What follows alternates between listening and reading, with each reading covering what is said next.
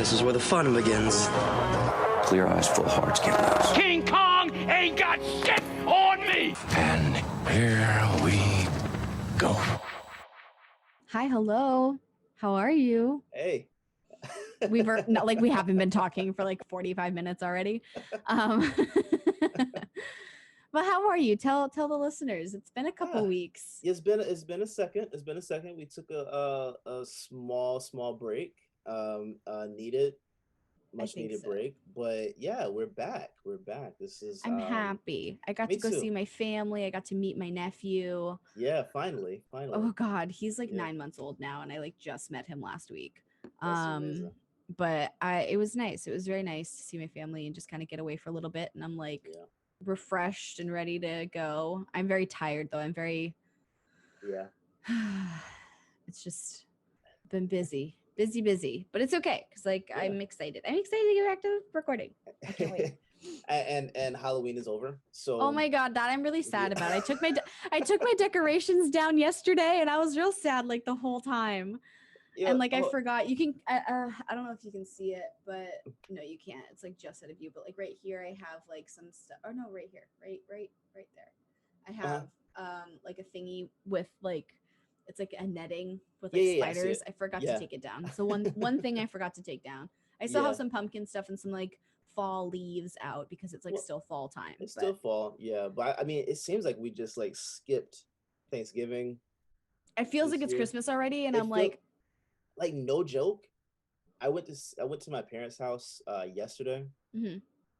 Driving back, I started because I came back last night, and you know those street posts where they usually put like those lights where it's like a tree or like a snowflake or whatever. Yeah, it's like it's like one of the ones that like sticks up. Oh my God, those are already up. Listen, so it's like. I mean, let like Turkey store Day decorations, happen. everything. Like everyone's already started celebrating. Well, even like Christmas, because I went into the dollar store because I had to get a couple things to like finish some of my decoration stuff for Halloween. Like 2 weeks into October, and all the Halloween stuff had been like moved to like a small section, and it was taken over by Christmas stuff. I'm like, we are 2.5 months away. Like, what's going on? Yeah, I actually like it. I didn't think I would. I like this. 2 months of Christmas, I'm with.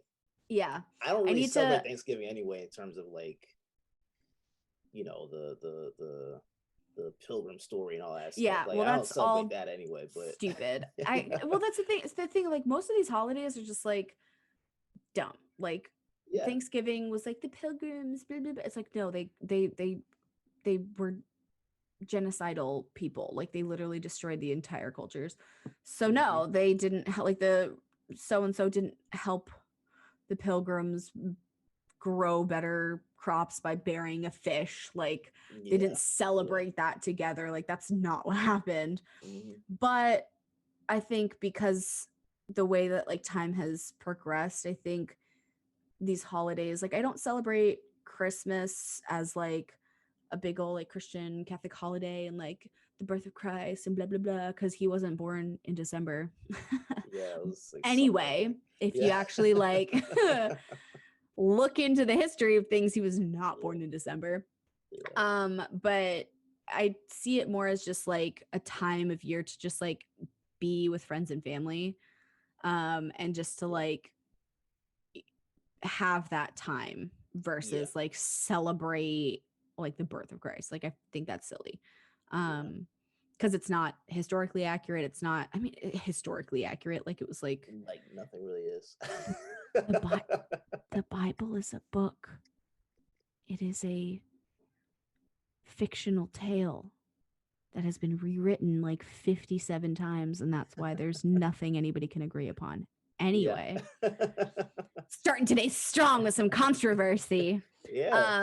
But no, I mean, I celebrate those holidays not as like a religious holiday, not as like a remembrance of the Pilgrims. Like I just celebrate it as like a time to be with friends and family. Like I'm really grateful I was able to go visit my family for Halloween. It's like our whole family Halloween's like our favorite holiday, and it was my nephew's first Halloween, so we got to be together, and that's fun. but like these next holidays coming up, like I'm gonna try to see if I can do like a Friendsgiving, because like I don't have family here. I have I have my ex-boyfriend's family, which is literally my family now. Yeah. Like they still invite me everywhere, which is fine. We're all good. Me and him are still best friends. It's fine. So I'm probably gonna have Thanksgiving with them. But I also want to do like a Friendsgiving, because I have 3 or 4 friends that have now moved out to LA in the past like year. So I want to do like a Friendsgiving. So like they don't have any family here. Like I want us all to get together and just like have a nice like fun time. Same with Christmas. Like I know I'm going to spend Christmas with my California family, but I also want to have like a separate like Christmas with like my friends and stuff. So yeah, I think that's what that's gonna be. But it's weird. It's weird, but I'm like looking forward to like the Christmas movies. Like, oh my god, my mom and dad were already reviews. watching all of those Hallmark movies. Like Yeah, it's the countdown to Christmas has yeah. already started, and I'm like, Yeah. they're all the same movie. Yeah, I just had eggnog last night, so Ooh. I am in the In the spirit of things. I'm in the Christmas spirit already. I don't care. It's weird because I work retail, so like I feel like Christmas starts after Thanksgiving just because of Black Friday. The day after Thanksgiving, that's when it usually starts. Yeah. And that like I'm not looking forward to that. I was really hoping I wasn't gonna have to work retail this season. Yeah. But life happened and now I have to. I was looking forward. I was like, oh my god, it's gonna be like my first like holiday in like 10 years where I'm not working because I work in retail. Like I was so excited, but it's fine. I got to spend some time with my family before, and I'm sure I'll find like a day that I'll be able to spend some time with my friends before the hecticness of the holiday. Most but definitely. But you're doing good, feeling good. Oh, yeah. You got coffee. I need coffee. Water. I got water. Coffee doesn't do anything for me. I have can coffee drink, here too. I could drink a cup of coffee that big and go right to sleep. Oh, I could too. Literally does nothing for me. It's like it's funny because like last night I got I had a free Starbucks reward. So on my break at work yesterday, I had like a 10-minute break, and I worked 4 to 8. So I worked like nighttime. So my break was at like 6 o'clock. I got coffee. I got the new it's like a sugar cookie frappuccino, because it's like the new holiday one. They came out like 2 days ago. Yeah. So I was like, I'm gonna get this holiday drink. And then they didn't make it right. They're supposed to be like red and green sprinkles, and they didn't put the sprinkles on it, and I was really upset. I was like, that's the whole point of this drink. But anyway, it was really good, and I got like a venti one, and I got like extra caramel in it, and like it was delicious. But it had like two it had like 2 shots of like espresso in it, I think. As part of like the drink, and I like went to bed early last night. I got home from work. I was like on my phone a little bit. I had some dinner, and then I was like, I'm sleepy, and I just went to bed. So sometimes I'll have coffee, and I'm like, my brain is like, all right, let's go. And then other times I'm like, if I'm home, I'm like, I'm just gonna go lay down. Okay. So it's been a couple weeks. We didn't really, the last time we talked, we just chatted. We didn't talk about a movie. We didn't talk about too much else. So this week we're going to try to squeeze everything in. I'm going to go over a couple news things that are pretty quick, hopefully. One of them I know we're going to have a pretty big conversation on. And then we're going to talk about age gaps in Hollywood if we get a chance to, depending on how long this last article. So age gaps in Hollywood.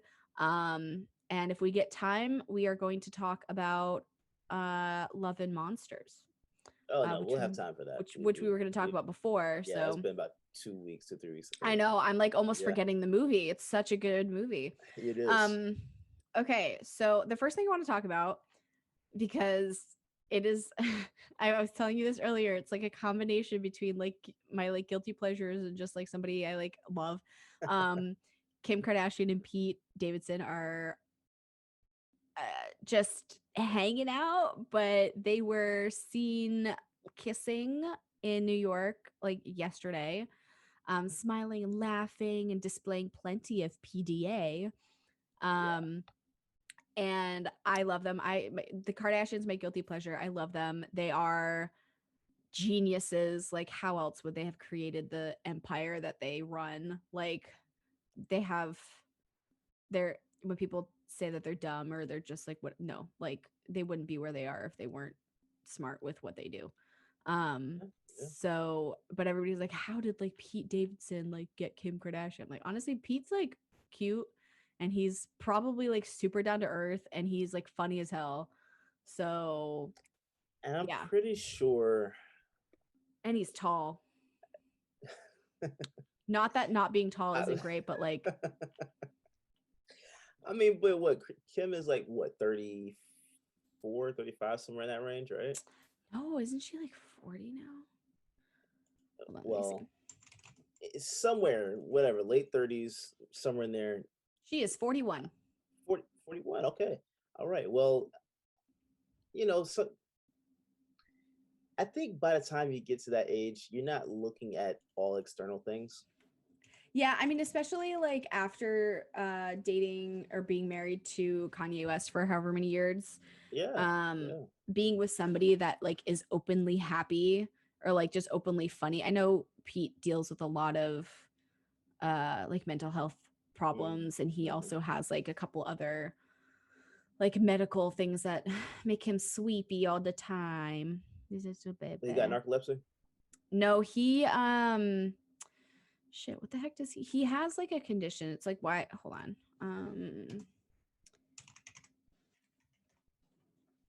What is it called? He has bipolar disorder or borderline personality disorder, sorry. And then Yeah, which I think Kanye has, right? Yeah, Crohn's disease. He's got Crohn's disease. Oh, He was okay. diagnosed when he was a teenager. That's what I was trying to think. I was like, what the heck was it that he has? Crohn's disease. So he has that. So that's why he's like, his eyes always look like dark and like sunken in, because he's just like dealing with a chronic illness there, which are no fun. But yeah, he was diagnosed as a teen. He's 27 now. So he's my age. He's a little bit younger than I am. But yeah, but somebody, this is so dark. Somebody made a joke about how Kim's probably just happy that she's with somebody who takes their medications. Oh my God. It sounds so bad. But like, I'm about to like, say it's not something she's never dealt with before. I know, but like but at least he's very open. He sees a therapist. Like he like is very like open with his like mental health struggles and stuff, and like understands that it's a thing that he has and that other people have, and that talking about it like normalizes it because it's not abnormal. But I, you know what? Social media, I think. Let me not even just say social media. Technology in general, I think, has perpetuated this issue with people more than I think previous generations. Not that previous generations didn't deal with it, but I think with the constant like comparing of lives and like all that other stuff, like I think it just adds another layer to it, to where you're like finding yourself like even more anxious than you probably would be without it. I think the exact opposite. I think the way that social media has been and how people are more open to talk about like mental health has helped. Oh yeah, that it has helped with the conversation with it. But I'm saying like the conversation of mental health like excluded. I'm just saying like the idea of like comparing yourself to other people and like oh yeah, that's definitely contributed to like of technology and social media in general has like added another layer of anxiety. Yeah, and I can understand that. It's definitely like made it like more easily accessible to like see incredibly beautiful people and compare yourself to them. And we're also in like the age of like information. So like we get Yeah. information overload as And well. you So it's yeah, like, and so you have a lot. So like it's like I can't remember who this quote's from, but there's a quote that says like an ignorant man is a happy man, a genius is depressed, or something like that. And Mhm. it's just because like when you are more knowledgeable of what's going on in the world, and when you are more aware of what's happening Oh around yeah, you, yeah, you can't justly be yeah, happy, yeah. because you can see the struggles that are happening in other people. You can see the struggles in the government and like the world and stuff. So Mhm. that's where like a lot of people, we have all of this information, so it's easier to fall into like depression, because you're like, yeah, like I mean, I have a house, cool, but also like the economy is crumbling and the housing market is about to crash, and I have Mhm. $4 in my bank account and I need to pay rent, and it's $1,000 for my Yeah, studio apartment. Like yeah, and yeah, yeah. that's what normal is. So it's like it's definitely like the information dump and stuff definitely it contributes to like mental health and stuff. But Yeah, I which think also people causes more groupthink. more what? Groupthink. Group think. Yeah, I didn't yeah. hear that word, those two words. I was I heard It's like grewink, and I was like, I don't know what that is. Oh my god. oh, but it's like the more information that's out there, like you almost don't know what to like Believe. believe. Well, that's where like things like confirmation bias come in. Like you could have a thought, Right, right. and like you could find that exact thing on a website somewhere Hmm. to confirm like what you're thinking, whether it's Hmm. like accurate or not. Like Hmm. so then you're like, oh, I think this one thing and this other person thinks this one thing, and we don't know each other, so like it must be true. So there's like things Yeah. like that. But anyway, I think people like Pete talking about his like mental health, actually being like active on like being like, hey, like yeah, I take medicine for like my mental health, and normalizing it I think is good. And I think for somebody like Kim, who I honestly think like her and her family are pretty chill. I'm super excited about like Courtney getting engaged to Travis Barker. um I think the family aren't like, I do think that they are very like disconnected from things, but at the same time, I think they are very aware. And so I think he's kind of like a breath of fresh air for them. Does that make sense? Yeah, yeah. But Because he's funny and like, I just had this like random thought, but it's like maybe it's coincidental. okay. Oh my God, what? But they're like done with black men, aren't they? Oh my God. Well, I mean, Courtney has been with Scott for like ever, and he's a white boy, Yeah, and yeah, that's yeah, yeah, her baby daddy. So I don't think she was ever really like, yeah. She may never have gotten bit by the bug, the black oh my God. bug. Because yeah, I mean, she's been with Scott since like before the show became a thing, and then Yeah. like, but her and Travis have been friends for like ever, because they've lived down the street from each other for like 10 years or something. Oh, really? Yeah, that's how they know each other. They've been friends for a really long time, because they've been neighbors forever, and their See, kids have hung out like for years. So that's what how you gotta they. watch out. That's what you gotta watch out for. But I mean, they both. I mean, Scott was with Courtney for like 10 plus years and never Yeah, put a yeah, ring yeah, on it. So yeah. it's like, Oh no, that's it's his not fault. like, yeah, That's like his it's fault. not. Yeah, So yeah. she deserves this. I think she deserves it. She looks Oh yeah. happy. Like she seems happy. It's like the type of like relationship I would love to be in. I want like a super tattooed dude. Like, Really? oh my God, I'd be like Pete Davidson. I weirdly like, I think, I don't know if we talked about this before. I think we have. You and I have. I don't know if we talked about it on the show before, Mhm, but I'm not hugely attracted to like white men. mhm, There's very few, like Harry Styles is one of them. A couple other like actors, but like I don't like, oh, Dylan O'Brien. We'll talk about him later. Love him. Pete Oh Davidson is yeah, one of yeah, yeah. them. I know Pete what you're talking Davidson for some reason is like attractive, and like people are like, why? Like he's so like lanky and weird and blah blah blah. And I was like, okay, but like he's funny. about. Mhm, He like, from everything that I've heard, seen, I've never heard anything like negative on how he like treats women. mhm. And so so he treats women well. Like he like I think he like still lives with his mom. But that's because of Really? like, yeah, he lives in like I don't know if he's moved since, but he lives in like the basement. He like bought a house for her and like he lives in like the basement portion of it. It was like originally Not for wrong with that. like mental health reasons. Yeah, nothing's Um wrong with that. yeah. So, and he like it sucks. I mean, he has like a ton of money so he could buy his own house. That's fine.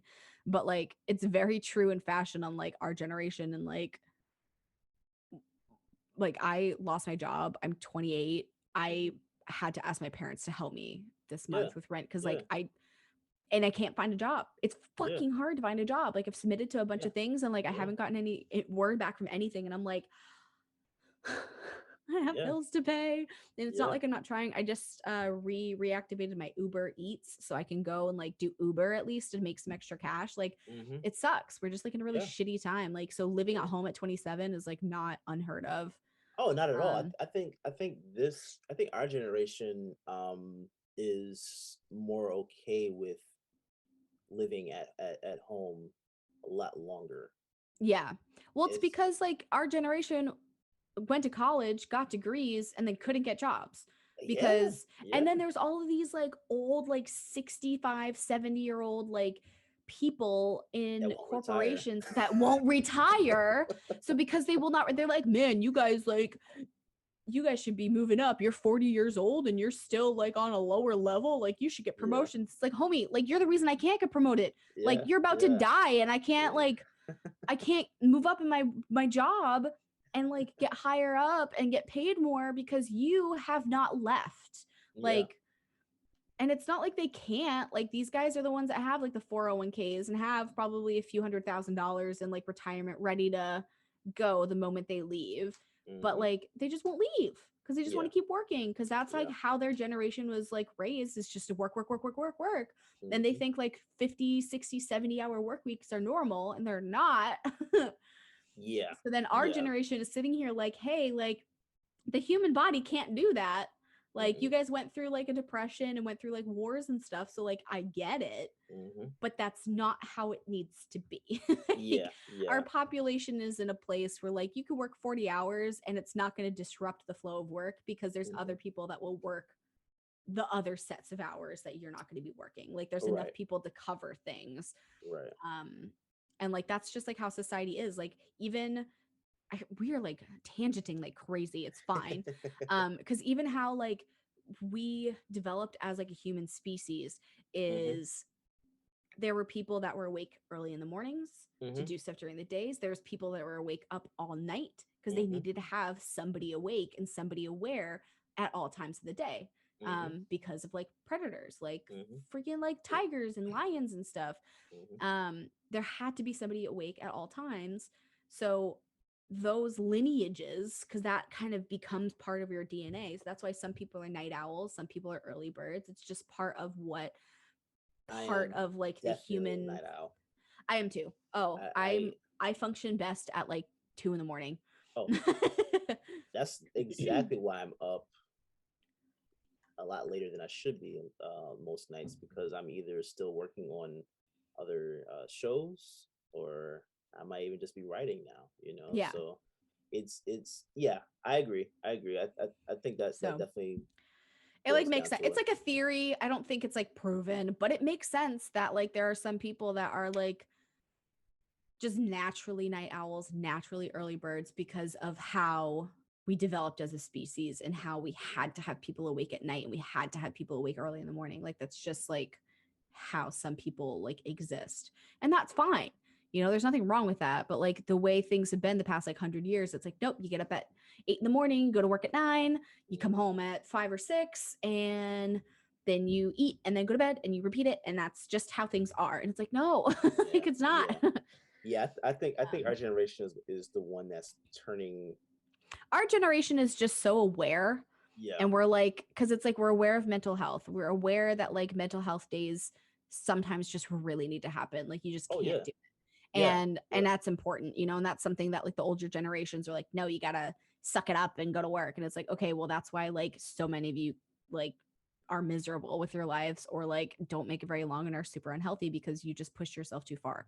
Hmm. um and like we're aware of like wage gaps, and we're aware of like our worth as people, and our worth, our time, and what our time is worth.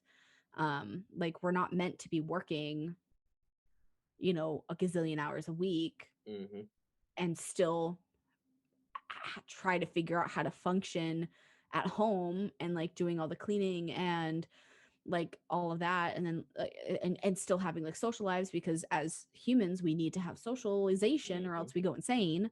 So like balancing all of that, like it's just not the way, like it doesn't work that way. And like our generation is the one that's like, hey, this is pretty messed up, let's fix it. And then the older generation is like, no, we don't want to fix it. And we're just like, you're gonna die soon anyway, so it's fine. We'll fix it when you're gone. Like so I don't think our generation is going to be able to do too much until the older generation like pieces out. So I think it's going to be the next generation. So like kids that are like teenagers now, like laughing. So it's like the teenagers now are going to be the ones like in their 20s and 30s. They're going to be the ones that are going to like take care of things. Also, I just found out that to be an air traffic controller, you have to be 30 years or under. So you have to be, so you have to be 30 or under, because that's like when you're like decision making and that kind of stuff, it's like your brain is like in a good spot, I guess. So you have to be 30 to start. Yeah, to start you have to be 30 or under. I've already aged out of another job. That is very which is weird, right? You've aged out of a job. Like, who what ages out of a job? I've never even heard of that before. Yeah. So I found that out and I was like, wow, like, and they make so much money. They make so much money. But yeah, you have to be 30 or under. And there was like all the comments on like the thing that I was like reading, because it was a girl talking about like, hey, like this is my job, like did you like, this is what I make, like here are some of the requirements in order for you to like get this job. And she went right to their website and was just like, it was going over the requirements, and 30 was the max age. And so a bunch of people were talking about like, hey, like a job as important as being an air traffic controller, which is absurdly important, so important, because they make sure everything works at like airports and stuff, you know. Airports and travel is what gets people all over the world every day, all day. And somebody was like, wow, if only there was other jobs, government, that had age limits, like, because that's another thing too, like we can't change anything because all of these people on like the Supreme Court and all these people like up in those big positions are like 60, 70 years old, and like are stuck in the like 60s, and we're like, no, like give us, like that's not how things work anymore. Isn't that crazy? I could almost fight back on that, because I don't think my decision making has been better. Well, if you think about it, pretty much everybody that signed the Declaration of Independence was under 30. So like, and which they makes sense. Founded the United States, you know? But so you got to think like because like that they were the main people at that time. Like, and that's that like age group, the like 20s to 30s is like the people that should be making decisions, because really? I think so. I think should be involved, but I don't think these people that are 60, 70 years old should be making decisions for like 20, 30-year-olds. I think 30 to 40 is better, because your brain is fully developed at 25. So 25 and up. Yeah. So like, but I think give me 30 to 40. I can't trust 20-year-olds.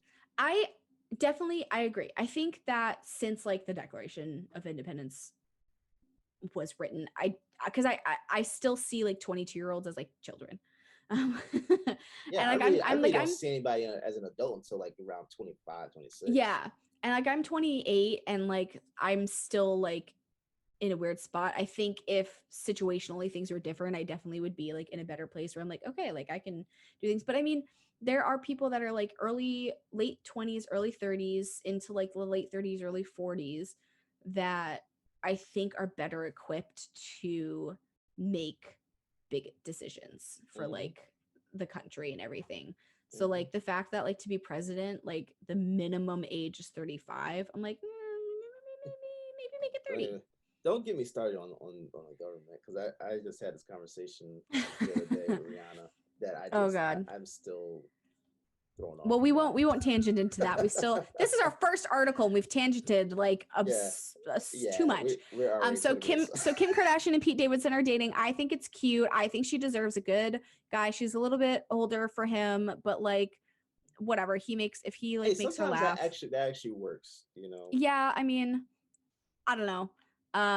It's definitely like a strange couple, but it makes sense. It could just be all for PR, but I also would totally understand him being able to make her laugh because he's the kids hilarious. are gonna have fun with him. Oh my God. He's fun either going to be like, I don't know what to do with you, or he's going to be like the best person ever with the kids. Yeah. So we'll just see how this pans out. It's only been like a week, so we'll see. All right, I'm clicking out of this article so we can stop talking about it. Stranger Things 4. Yes, I am excited. Oh, I cannot wait. They just released a teaser. I'm not watching any teasers. I know you're not, but I watched it and I cannot wait. It looks really good. Like it's cute, but then it's like suddenly like like shit's going down and I cannot wait. Yeah. Do you want any information on it at all? Or do you want to be completely left in the dark until it comes out? I want to be left in the dark. I want to be in the underside. What's the upside down? Yeah, the upside down. Upside down. Yeah, leave me upside down. I want to see 2022. So it's going to be at least a couple more months. I don't know when exactly. It just says 2022. So 2022 is in like a couple months. It's ridiculous. Isn't that disgusting? I'm like, oh yeah, it's only like 2 months away. Not even 2 months away, because we're like it's like a month and 3 weeks away. Yeah, I honestly don't understand that. I hate it, but I'm super excited. I cannot wait. I like watched the trailer and I was like, I'm gonna throw up. I'm so excited. I can't wait. I'm so excited. Okay, close that out. Black Panther, Wakanda Forever production temporarily delayed following Letitia Wright injury, so she got hurt on set. Which didn't she say she wasn't going to get vaccinated? Isn't she like super anti-vax? I'm pretty sure she's not vaccinated. But here's the thing. This is where I'm confused with it, because I think wasn't it already mandated that in this industry that you have to be like on the set, you have to be vaccinated? You either have to be vaccinated or you have to have a negative COVID test within like 48 or 72 hours. So you have to continue to get tested. So if she's not vaccinated, she probably has to get tested every single day. Okay. Which I'm sure that is annoying. I'm sure that's super fun, getting something shoved into your like brain every day. I'm trying to it doesn't say anything. It doesn't say anything about her like vaccination status. But yeah, I got an opportunity to be on set as a PA. But I was still in Florida and my friend like texted me. She was like, hey, can you get like COVID tested to be good to work like Friday, Saturday? And I was like, I'm flying in from Florida. I didn't get home until like midnight on Wednesday night, and then Thursday I like slept like all day just to like recover. And then I worked yesterday. So I was like, I'm probably not gonna have time. I'm gonna try to get tested today, either before or after work, just to get tested, because I was like on a plane and stuff. I don't want to like. I feel okay. I'm just like I told you, I was just like I'm sniffly. Like my allergies are just like killing me. Yeah. Which is annoying. Like I know it's my allergies because of like the post-nasal drip or whatever. Yeah. And it's literally just from Florida weather, California weather. Oh yeah. Yeah. If you're not sinuses. If you're not in that environment for a while, it'll mess you up. Oh my God, it really does. Yeah. It's so weird. Like I forgot like Florida pollen is like a whole different ball game. Yeah. The South with pollen is not fun. It is rough. I had to take like Claritin every single morning because I like woke up like because of all of and my parents have like plants and trees and stuff in their yard, so I was just like it's just like there, and I'm like okay. Yeah, you can't get away from that. So yeah, I'm fine. I wore my mask constantly. If we went out at all, I wore my mask. Like I was the only person. My mom wore hers sometimes, but I wore mine like almost the entire time I was in Florida. So what's her injury though? Because that's That's the what one thing I couldn't see. that's what I'm looking at. It just says that she was hospitalized in Boston after a stunt mishap. Uh Entertainment learned that a minor incident involving a stunt rig sustained minor injuries today while filming a stunt for Black Panther. She is currently receiving care in a local hospital and expected to be released soon. So, she had a little bit of a fall, but it's not too bad. You know, anything like that will shake you up, but she's just a little slight, little petite thing. Yeah. But she is fine and ready to go. So that Angela Bassett, that's her, a quote from her. So I guess it was, she probably just fell, maybe just got pretty bruised up. I don't think she would have broken anything, because if she had broken anything, they would not be returning to filming after Thanksgiving. Oh no, yeah, they've already filmed around her. Yeah, production is expected to pause the week of Thanksgiving and is expected to resume in early 2022. So maybe she did break something, because if they're not gonna 22. Yeah, 2022. So they're gonna resume filming in 2022. So they're gonna pause for Thanksgiving, so for like the holidays and stuff. Yeah, so she probably broke something, because she's like the Black Panther now, right? That's not confirmed. I think at least the last time I saw it, that wasn't confirmed. That was always the theory, though. Yeah, that she because she's T'Challa's sister, so like it would make sense for it to like go to her once he's gone. Yeah. Yeah. My assumption is that they're going to use her in that role for a little bit, like maybe like halfway through the film, and then like maybe convert to someone else or something. Because I don't know. The Black Panther, she would... the Black Panther, like, because she's the inventor, right? Mm-hmm. So maybe I'm looking at this all wrong. but you still have to introduce Storm, and Storm and Black Panther have a relationship. So that's why I can't, with them bringing X-Men into the fold, I don't see how they... I mean, maybe Shuri likes ladies. Oh gosh. Maybe Storm also. This is where I like, yeah, theoretically, like, as it could happen, but with her being a Christian, I don't see that being something she would sign up for. I mean, you see what I'm saying? Acting, yeah. It is, but I don't think she would. Yeah, I mean, she won't get a vaccine to protect people, so she probably won't kiss a girl. She's not kissing a woman. She won't get a vaccine. That's just not happening. I hate religion so much. That is not happening. So stupid. Anyway, so yeah, she got hurt on the set of Black Panther. Poop. Filming in Boston. And now they won't be able to film until 2022. Good job, Letitia. No, I hope she's good. I hope some good healing. I hope she gets better. I just don't know what's going on with that movie. Like, oh my god, this is one of those ads that just like keeps like clicking. Like as soon as I like scroll, it like takes up half the page. I'm over it. Okay, so Miss Ariana Grande, and oh my god, what the heck? Go away. This ad's literally take up half of my screen, and I can't read the article title because it's taking up half the screen. Because I don't know that Cynthia Erivo and Ariana Grande were cast in the live action, well, not the live action, but the movie adaptation of Wicked. Oh, really? Yes. So that was announced a couple of days ago. Ariana Grande posted on her Instagram that oh my god, Ariana Grande announced the news of her casting to her 274 million Instagram followers on Thursday with a carousel of images that summed up her excitement to be part of the project. 274 million. 274 million people follow her. Wow. I am one of those people. I am not.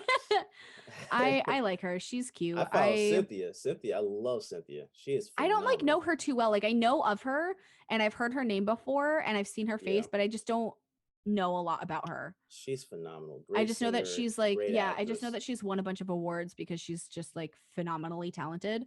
Yeah. So I'm excited. I'm excited to see her in this. Who are they playing? I think they're playing Elphaba and I literally know nothing about Wicked. so Wicked is basically like a prequel to The Wizard of Oz. So it's Oh, like okay. yeah, Okay. it's like So how everything Elphaba. became. Yeah, Elphaba is is the Wicked Witch of the West, East, whichever one that's in it. I can't remember. Yeah. But so it's basically her origin story and why she became who she is. Okay. So I don't know. Let me see. Yeah, it's Wiz tells an alternative version of events in Oz before Dorothy's arrival. So are they? Do they have like their roles? Do they say who they Yes, cast that's as? what I was like. Yeah, so the musical written by Stephen Schwartz and Winnie Holzman follows the misunderstood Elphaba, who later becomes the Wicked Witch of the West. Grande and Ervio will be playing Glinda, the Good Witch, and Elphaba, respectively, in the movie. So I think Ariana's going to be playing Elphaba, and Ervo is going to be playing Glinda, the Good Witch, and then Ariana's going to be playing Elphaba, the Wicked Witch of the West. So they're going to be sisters. I guess. Yeah. Was one adopted or something? Well, Elphaba's green, so okay. So I didn't know. So okay, I didn't know if like you're like, wait a second, they're very different looking. Yeah. How is that a thing? I didn't know if she turned green after becoming a witch or like no, she's green throughout the whole thing. Okay. All right. And I don't know if they're supposed to be sisters or if they're just witches from different areas, and because they're witches they're like sisters because they're like both witches. Oh, okay.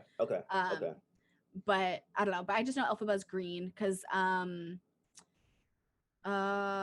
Menzel was Elphaba and Kristen Chenoweth was Glenda. I don't know either one of them. I think if you like saw their faces maybe you would know who they are. No, oh my god, we watched Cinderella, the new one. Yes. The stepmother. That's Idina Menzel. Okay. So that's Idina Menzel, and then Kristen Chenoweth. That's right. She again is another one. Yeah. So they were the good Glinda and Elphaba on Broadway. Okay. But like I mean, Ariana Grande has a history of Broadway. Ooh, sorry. Oh, does she? Yeah, I mean, she started in Broadway. She was on Broadway before she was on Nickelodeon. Her and Liz Gillies were both in the musical 13 together. Wait, she was in Nickelodeon? Yeah, she was on Victorious and Sam and Cat. Really? I don't know. Before she became like Ariana Grande the musician. Yeah. Really? I've only known the singer. Yeah. You don't know Cat Valentine? No. Oh, I don't. That's depressing. You need to look up Cat Valentine. She's I want to try to do an impression of her like a Cat Valentine, but she's so funny. No, Ariana Grande is so phenomenally talented. Do you know Liz Gillies at all? She's on oh my god, what show is she on? I can't think of the name. Hold on. Liz, you would like Liz Gillies. She's great. What the heck show is she on? She's on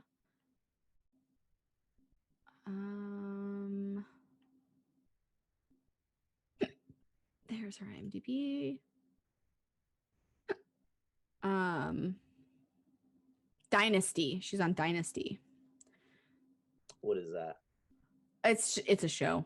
Oh, it's on the CW. I haven't watched it, but she's one of the main people on Dynasty. Yeah, she was in Victorious. Yeah, I haven't turned on CW in a minute. I couldn't even tell you the channel. Oh my god, she's the voice of Catwoman in Catwoman Hunted.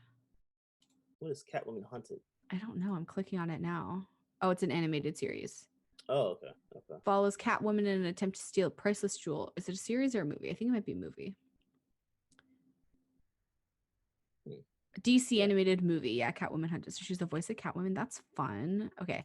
But yeah, so Ariana Grande,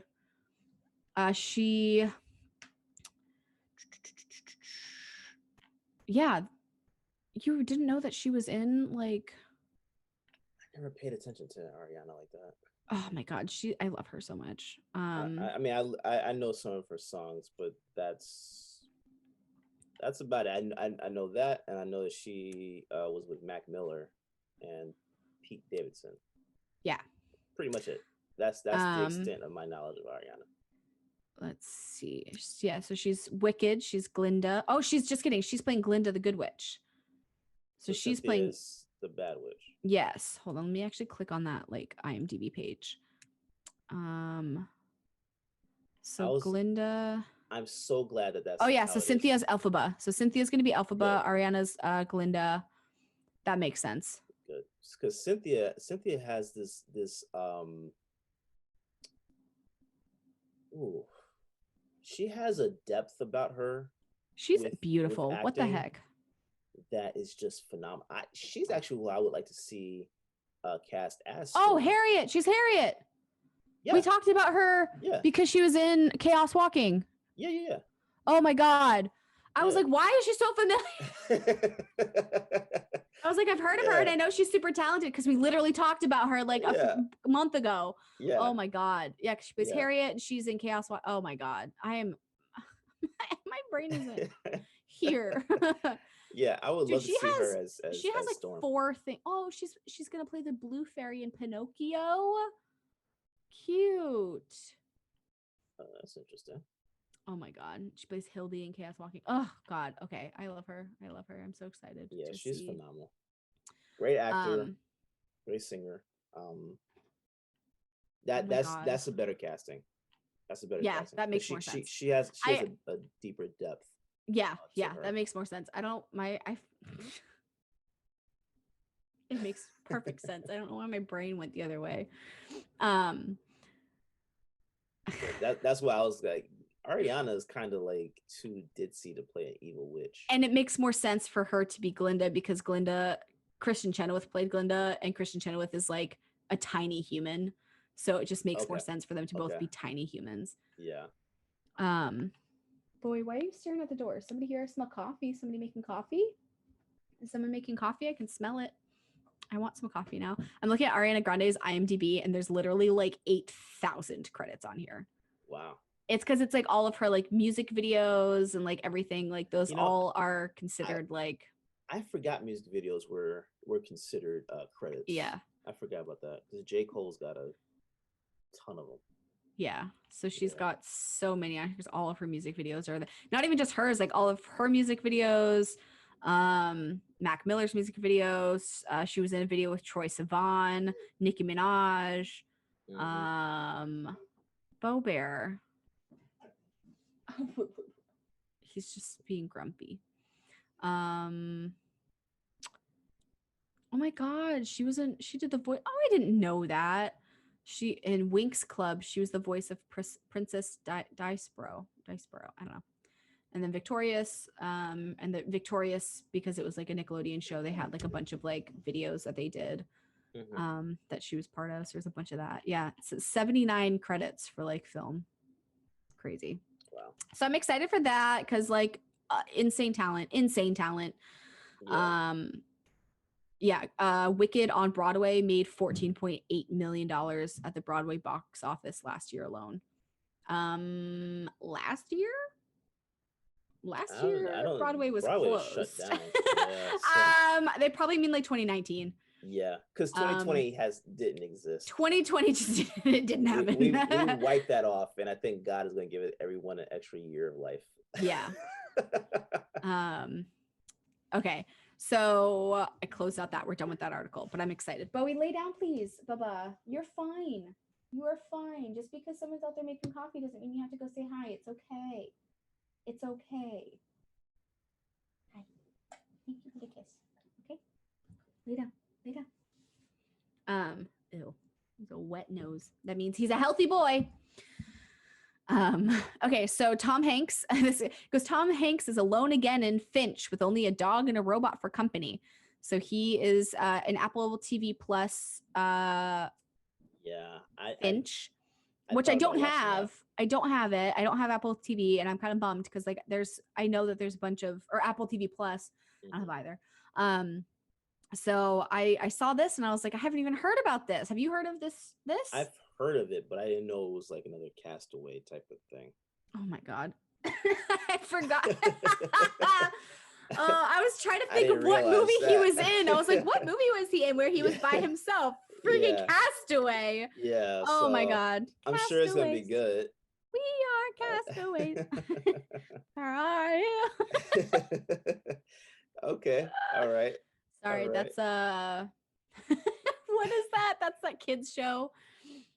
Oh my god. Now I have to look it up. It's gonna bug me if I don't look it up. Castaways. That's gonna be stuck in my head all day. Finch, I Oh might no, check I'm looking that up. out. I'm looking up Castaways. Oh, the Backyardigans. That's what it is. Castaways. We are castaways. Ahoy there. Ahoy. We are castaways. The lyrics popped up, so I had to go. I had to go for it. So I do want to see it. The director is Miguel Sapochnik. He directed some of Game of Thrones. And I mean, I loved Game of Thrones up until like the end. So Season 8 does not exist either. I'm Season really 8 is upset like about it. 2020. They need to redo it. Have you seen? I don't know if we talked about it, but the Dance of the Dragons or something or whatever the next installment. House of Dragons. Yeah. So that's coming. That's coming out soon. I cannot wait. I'm so excited. I'm looking forward to that. It's gonna be so weird because it's gonna be like the It's a prequel. Yeah, it's a prequel, so it's gonna be like before everything happened, which is gonna be cool. But it's gonna make sense to like see how things like why things happened. But yeah, I also want to see the like spin-off with Arya like going over the seas and stuff. Wait, they're gonna do a spin-off with that?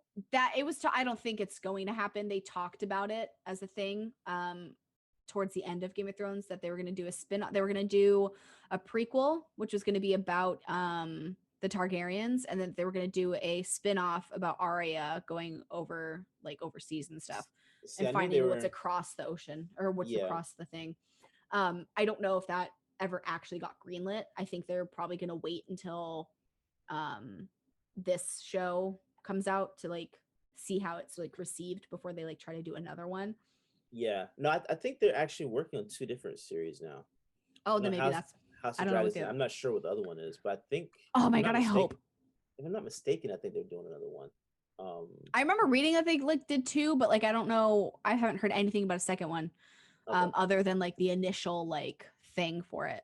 But I read like I don't know. It was a couple years ago that they were going to do a spin-off of Arya and like her journey after everything. So I mean, we'll see. That'd be pretty dope. Yeah, I mean, I would like. I would like it. That. It would almost be like Assassin's Creed type of level. She's that kind of character, but they just did the last season all wrong because she was supposed to be the one that killed the well, she killed the Night King, right? Yeah. Jon Snow should have been the one to kill him. Yeah, it was like a whole thing. I liked her scene. I liked how that happened, but also like I don't like how Jon Snow like went to like the north. Like I'm just like it's just weird. They and that he like kill just in general that Daenerys did what she did. Like I get she was like a descendant of a mad king, but like she was pretty good throughout everything. Like why did she all of a sudden have to go and like completely go crazy? Like there's no reason. It didn't make sense. So it's House of the Dragon. Of the Dragon. No, you're good. But yeah, so Tom Hanks is in Finch. He's got a dog and a robot as his friends in this. So he has 2 friends in this movie. Yes, he's got 2. So it's a last man on Earth scenario. Yeah. Volleyball. Wilson. His name is Wilson. Wilson, yeah. Been years. So So production wrapped before the pandemic hit. So this wrapped probably like late 2019, early 2020. So it's only just now out. So it's been a minute. So Tom Tom Hanks is the title character, a robotics engineer by training who survives an apocalypse, which is eventually explained with only his dog and a newly operative robot, which would have been ideal for shooting under COVID protocols with such a limited cast. So they finished before the pandemic hit, but had they not finished, it would have been fine because it's literally him and a dog. I mean, they could have a that's skeleton like, crew, and it would not be a skeleton crew; it'd be what they needed for the show. yeah, it would basically been like what's that Marie? Oh man, what's that movie that Zendaya did with John David Washington? I forgot the name of that, but it was like it was just them the entire film. It was them inside of their house the entire movie, and they filmed that during the pandemic, which I think was like Oh my god! Malcolm and Marie. Malcolm and Marie. Yeah. So it'd have been something like that. So yeah, they would have. As soon as you said that, I was like, wait a second. Which also, again, this plays into like our later thing about like age gaps, because she's like 20 something, and isn't he like 40? I don't know how old he is. Zendaya is like 20. But that's more appropriate than I know, because she's like in her 20s. So he's just kidding. So he's 35. Never mind. 35. Yeah. No, 37. Okay. Well, and still. She is. But I know there was a lot of controversy. 25. She's 25. Yeah, there was a lot of controversy over that film. I never saw it. I wanted to see it because I saw the trailer and I was like, it was good, but I saw the trailer and I was like, this looks really, really good, but I never got a chance to watch it. I don't know what it's on. Netflix. It is on Netflix. Okay. I think that's how I saw the trailer. I think it popped up on my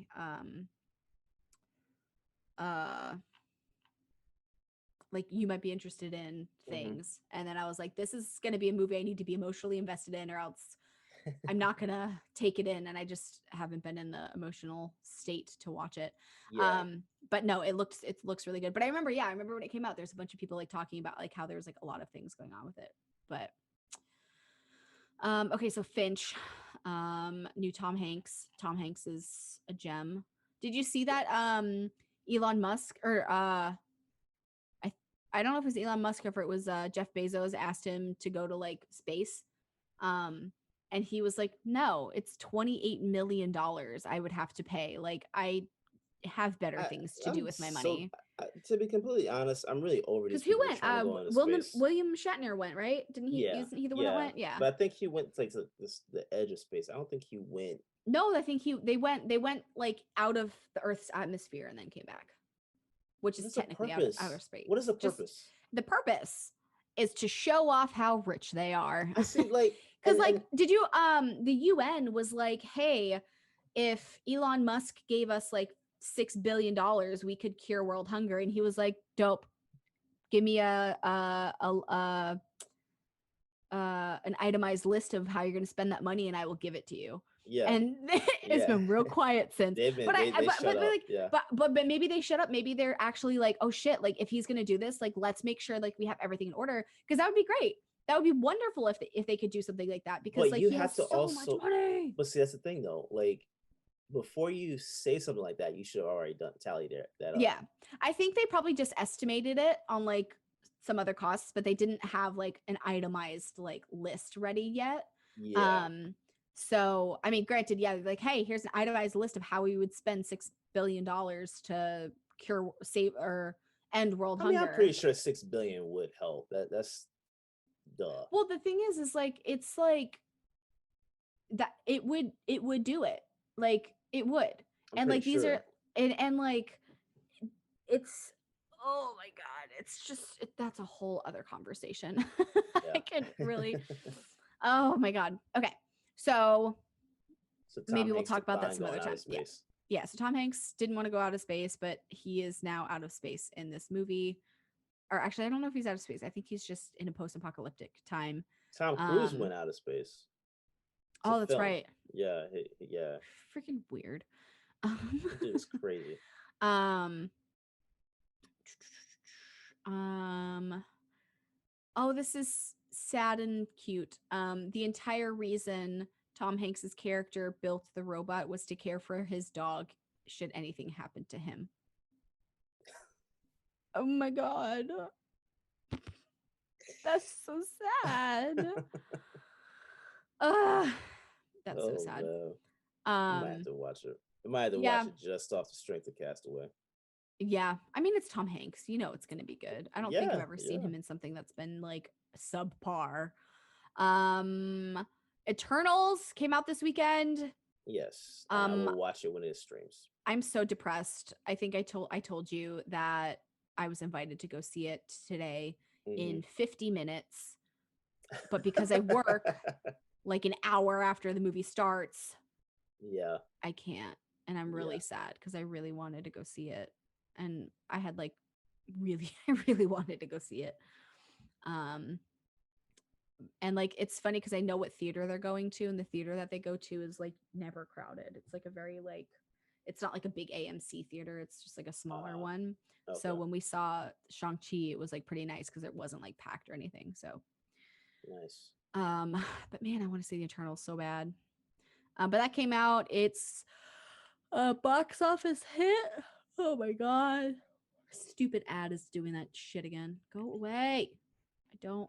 Oh my god. All right. Well, it just clicked away from something. I don't know what I did.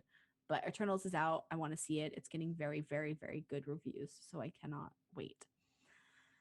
Now we are on our rough one. Yeah, let's take a break before we get into this one. We can do that. We can take a break. Yeah. We will take a short break, and then we'll get right into our big conversation. Perfect. I'm gonna get some coffee, even though it might not help, but I need coffee because whoever made coffee, I can smell it, and now I'm like, I really want coffee. Yeah. So this is a perfect time for a break. All right. Okay. All right. We'll catch you in a second.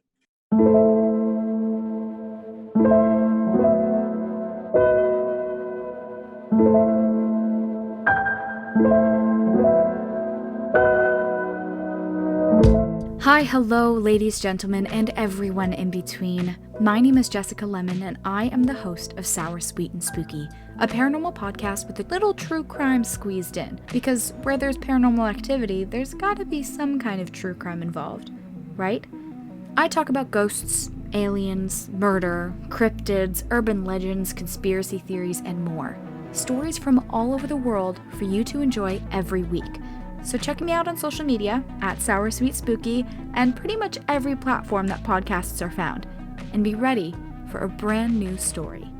Oh, and remember, stay sour, stay sweet, stay spooky. Okay, so let's jump into our next little installment here. So we discussed during our little break that we are not going to be talking about Love and Monsters. Both of us, it's been a few weeks since we've watched it. So we want to kind of rewatch it, just kind of get a refresh on it. Because we know we can talk about it, but like I think we want to like do a little bit more detailed chat. So because I don't even remember these characters' names. I don't remember the characters' names. I remember like Dylan O'Brien, which I mean he's like primarily like the main person throughout the movie. So like it's fine. But yeah, there's a couple other characters that I would like to talk about and just some stuff. But I think a rewatch is definitely needed, which is fine because it's in my rewatchability for a movie. So yeah, that tells you guys anything about what to expect in the review. I am a-okay rewatching it because I very much enjoyed it. So rewatching is not a bad thing. So not at all. If you haven't watched it yet, guys, watch it so we can all chat about it together. We're getting our social medias and everything in order so that we'll be able to actually like have conversations with you guys more accurately, I guess. More not accurate, more just easily. We'll be able to like chat like DMs and comments and stuff. We're gonna be posting on the Instagram a little bit more. Yeah, because right now, if you try to message me on Instagram and we're not friends, I'm not seeing it. Yeah, so we're working on that now so that we can have some more conversations. So if you have not watched Love and Monsters starring Dylan O'Brien, definitely recommend watching it. We are going to be talking about it next week. So because we're going to rewatch it because to both of us, it's on our rewatch list. So Yeah, it was a good movie. That's if that says something, that says something. So because we're not going to be reviewing that this week, we are going to take a little bit of extra time to talk about this last topic that's been very prominent in the film industry right now. Yeah. I mean, there's a couple big things going on in the film industry right now, but this one kind of shook everybody to the core. If you haven't guessed already, we're going to be talking about the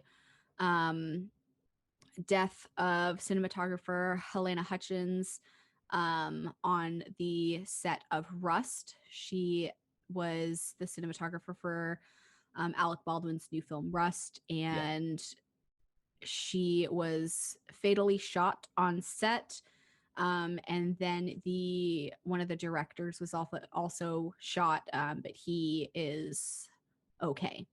He was injured, but I think he is in recovery now, so he's better. How many rounds did he shoot off? I don't know if it was so. Because I'm still confused by this whole thing.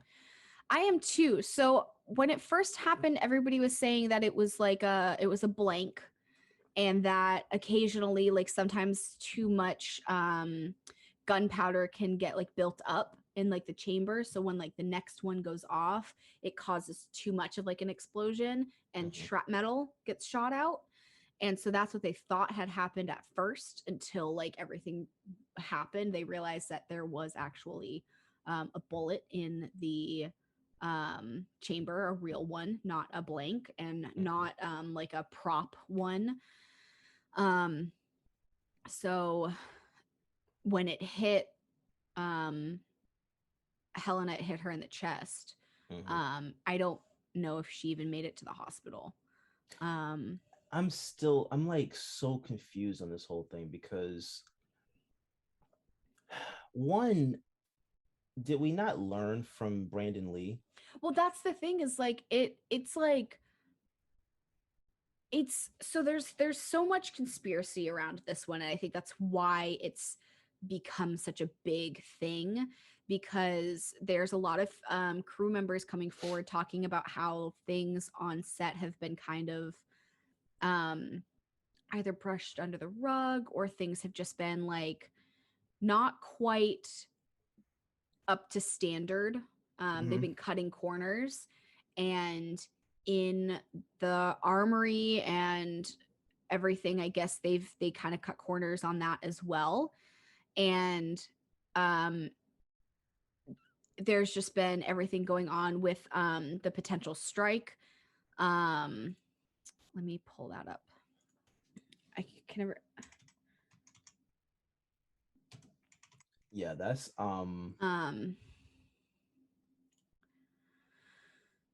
But I mean that's something that is common practice though, in terms of trying to cut corners. Yeah. Well, so they're saying that because people are trying to figure out like if it's Alec Baldwin's fault or if it's not his fault. But how would it be his fault though?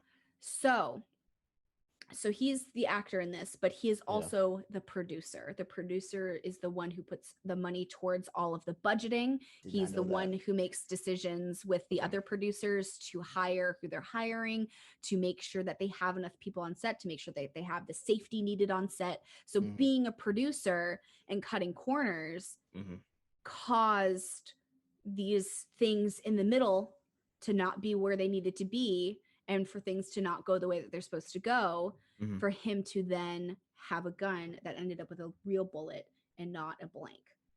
So okay, so to an extent I can see that. Yeah, so there's it's like a line of things, because he's not the only producer on the film. Like there's a couple other people, but like they do make those decisions together. And I feel like he's more so like the money bags, but at the same time, I think they only took like injury insurance for the film. I think I say only. I think it was only like $6 million injury insurances, in case anything were to happen on set. Which I read somewhere like a couple weeks ago, like when it first happened, that's like a low end of injury insurance for a big budget Hollywood film. Yeah, because their budget was what? shoot, let me see. And this is being produced by which studio? Oh shit, I don't know. Hold on. Because 6 million is not a lot at all. It's not. I mean, it's a lot of money, but it's not when you're talking about like. Well, yeah, when you're talking about film, that's what I'm saying. I'm like only 6 million, but it's really like when you're talking about like insurances, like you can like your average Joe can get like a life insurance policy out or something for That's a couple $1 million. Yeah. So it's not, it's very on the low end. Let me see. I'm trying to see. Yeah. Should have had all this set up and ready to go, but who's actually prepared in life? Not me. Oh,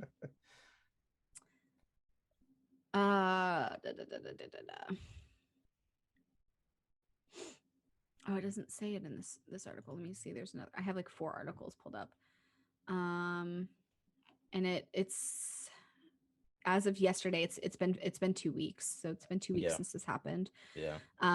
It literally happened like a couple of days after we finished recording our last thing. So I was like, oh, we're going to talk about that like when we record again. But then I went out of town and like we both just needed a mental health break.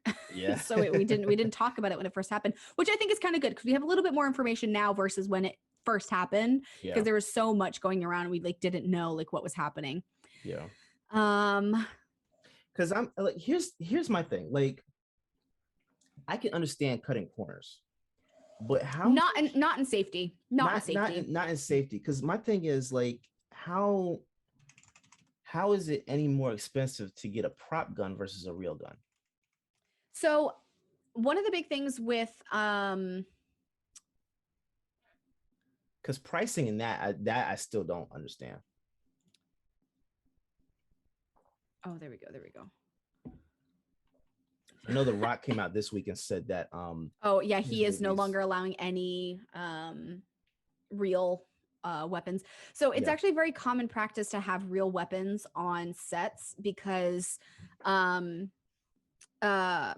weapons are often used when they're not going to be like if they're just like they're gonna be holstered. Yeah, if they're just gonna be holstered or something. Sorry, I heard something and I was like, you get the trash is on the other side of this wall, so when it like gets flipped open, sometimes it hits the wall. Yeah. So somebody just threw something away, and I was like startled because it like knocked the wall.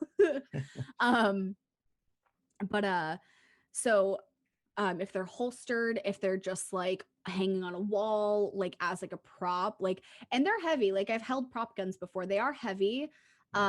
Compared to like a real gun, it's very, if you're not like a pro with guns or something, it's very easy to just like pick the two up and be like, I'm not 100% sure which one's which. But in the case of when you actually need to like fire a weapon, there's so much happening mechanically that a prop gun doesn't do.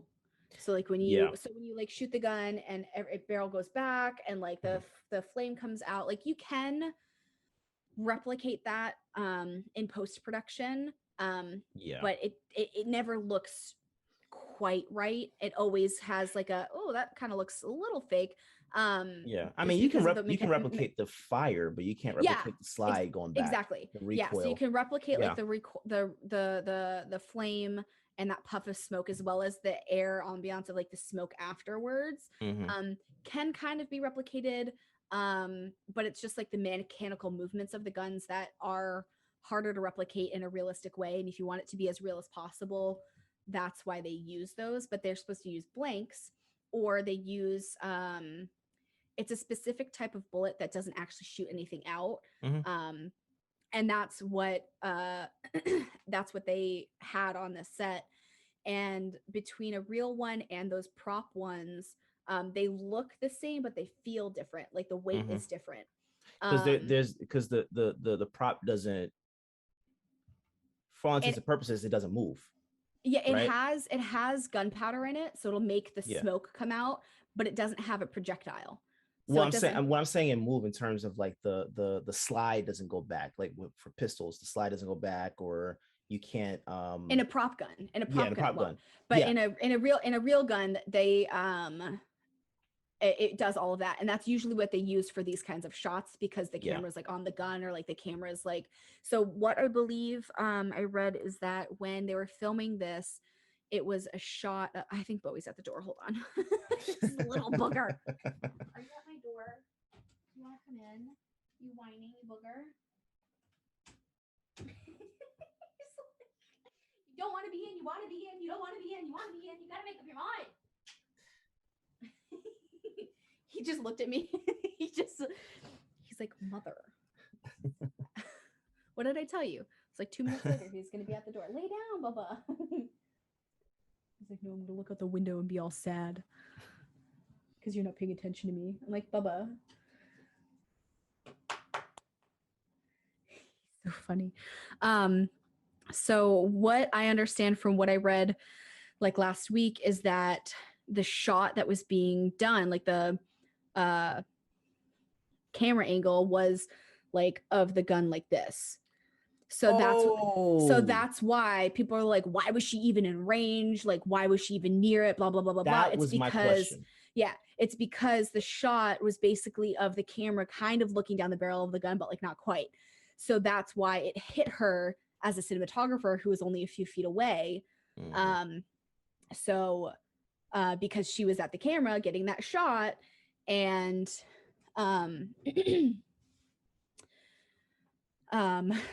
that's what I read. Like that's what was this was the shot.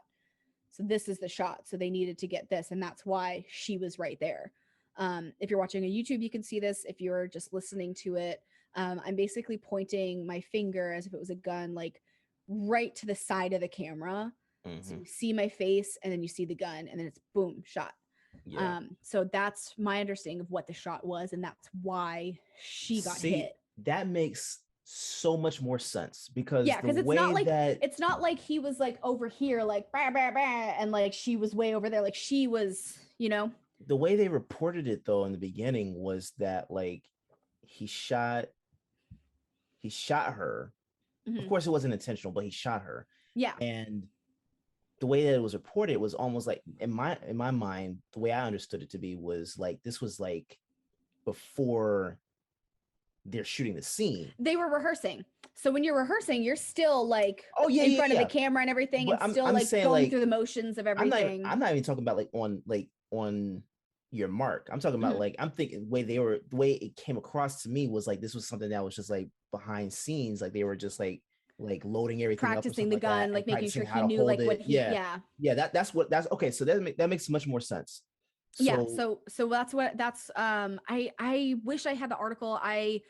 It was 2 weeks ago when I read it. So I don't know which article it was, because there was 100 that came out that day.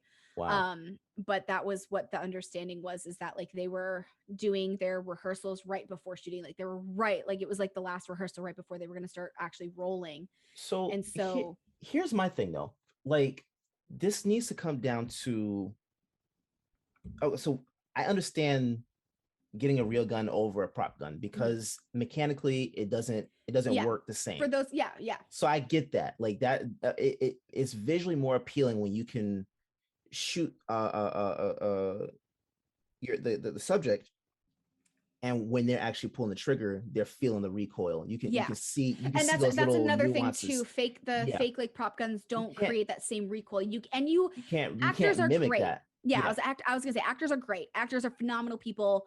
And can do some incredible things. Like people fake seizures, people fake like so many things when they're acting. But something like that, where like a machine is causing something to your body, like it's hard to like replicate. But that goes into that goes into something that I haven't seen a conversation about this before. But that goes into the manufacturing of prop guns, because while prop guns may look aesthetic, like they may have the aesthetic of an actual gun, it doesn't have the mechanics. So what they need to do is create the prop gun that has a mechanics where you can you can put a blank in it. It's still it's almost like those it feels, has the same weight, all that stuff. It has all that, but it doesn't shoot. That's just what they need to do. And that's like essentially like what like the blanks are supposed to mimic, Right. And so, But in a real gun though, in a real gun. in a real gun. So what I'm saying is they need to create the prop gun to like a prop gun that has the same like everything. Just you can take it apart, you can clean the barrel, you can like it has a pin, it has a safety, like it has everything that an actual gun has. But there's no ability for it to actually projectile something. Yeah, well then it wouldn't have the pin because the pin is what creates the well, I'm wondering if that's what hits the back of the gun, the bullet. Yeah. I'm wondering if it could be like engineered in a way that there's like a smaller opening for the gunpowder to come out, for that like flash to come out, and there's just like, I don't know, like a thicker piece of like steel. That would so if anything were to come out, it would hit that inside the gun and it would bust the gun. But that there was like a smaller tube. Destroy the gun, but could also hurt the user. That's true. Yeah. So it like you would have to basically it's just one of those things that like guns are so, because a lot of people that like are like gun people are all like, well he should have had the understanding of like every process of the gun and blah blah blah blah blah. But it's like film, like as an actor, I cannot do anything to a prop gun or just a gun that's given to me like on a set. I cannot do a single thing to it other than hold it and do what they tell me I am allowed to do. Yeah. So as an actor, because I've taken weapons training, it's been a few years, but I would like to get like a refresh on it for like film, but I took like a weapons training for film class by an ex-Marine, who has worked on like every major war type movie in the past like 10 years. So he knows what he's talking about. He knows how to make it look as real as possible. And so we worked with him. And he like taught us like how to do things with guns, how to make it look as real as possible on sets. He also told us that like half of what he was telling us, we weren't going to need to know, because as an actor, you get handed the prop and you basically are like, this is what you do. You're going to hold it and you're going to hit the trigger. And that's all you do. And what's going to come out is a blank. And so one of the big things with this is everybody's like, well, weren't they supposed to check the barrel or check the, this does go on PA though. This goes on PAs though. What? Production assistants. Well, no, production assistants don't touch any of that. If you have a gun or anything, it is the armorer and the actor. Those are the only two people that like really like touch anything. So no one else in the production had anything to do with the So in this situation, so there's like things that you're supposed to do. So you have the armor, so the person that deals with all the guns, that everything's supposed to be locked away. That person is the only person with the key. That is the person that is the only person that is handling the equipment, other than like the actor that is going to be using it in the scene. And the armor goes to, I think it's the assistant director or the director, shows them what's in the oh my god, the spinny part, oh my god, the wait, what are you talking about? You know how when you put the bullets in, there's like 6 bullets and the thing spins. Are you talking about? What is that called? I'm having a brain fart. Oh my god. Okay, so you're talking about with a revolver. You talking about with a revolver. Okay. They go in. Which gun? See, that's another question. What kind of gun was this? Was this a revolver, or was this like an actual like a? It like would make sense if it was a revolver, because you can see those different you can see if it's loaded or not with it being a revolver. I was gonna say, I think with a revolver, it's like an old Western film, so that would make sense. Oh, is it? Like, yeah. Oh, see, and they were filming in like New Mexico. Movie. Yeah, they're filming on a ranch in New Mexico, Santa Fe, New Mexico. Yeah, it's the backdrop of Westerns since the 1950s. Alec Baldwin was filming a new movie on Thursday with his character, an outlaw, needed a gun. Okay. See, I'm thinking like Glocks or Beretta. No. This wasn't like a new age like thing. It's like based. I don't think it's based in the 50s. I don't know, but he's an outlaw, so it's like a Western type film. Okay. So let me read this article. This is from the New York Times. An assistant director grabbed one of the 3 prop guns that the film's armorer had set up outside on a gray cart, handed it to Mr. Baldwin, and according to an affidavit signed by Detective Joel Cannell of the Santa Fe County Sheriff's Office, yelled "cold gun," which is supposed to indicate that the gun did not have any live rounds in it. When Mr. Baldwin fired the gun, the law enforcement officials said it struck and killed the film cinematographer and wounded its director and raised new questions about firearm safety on sets. So the assistant director did not know live rounds were in the prop gun when he gave it to Mr. Baldwin, according to the affidavit, which was made as part of the search warrant application. And then there's just like more information there. So there was also something I read about the armorer. She's young. I think she's not even 25, which has nothing to do with like the skills that she has. I've met people that are 20 that have more skills and things than I will ever have. So she could have been raised around like guns or whatever. But I read that she worked on something with, oh my God, who was it? She worked on something else where I think it was Nicolas Cage. She was the armorer for some film that Nicolas Cage did. And like, they ended up like shooting like not live, or just shooting in general without like warning. Like, cause you're supposed to be like, you're supposed to announce when you're going to shoot something so people can prepare, they can plug their ears, whatever, because that shit's loud as hell. And I guess especially they weren't doing that. Place. Yeah. And I guess she didn't do that. And they shot off like one of the firearms on that set, and it like caused like Nicolas Cage to like freak out, and he had like ringing in his ears, like, and he was pissed, and he was like super, super upset about that. And it was the same girl. Wait, so why would you said the assistant director? So yeah, so that's why this is messed up, because not only were the prop guns just laying out, which is dumb.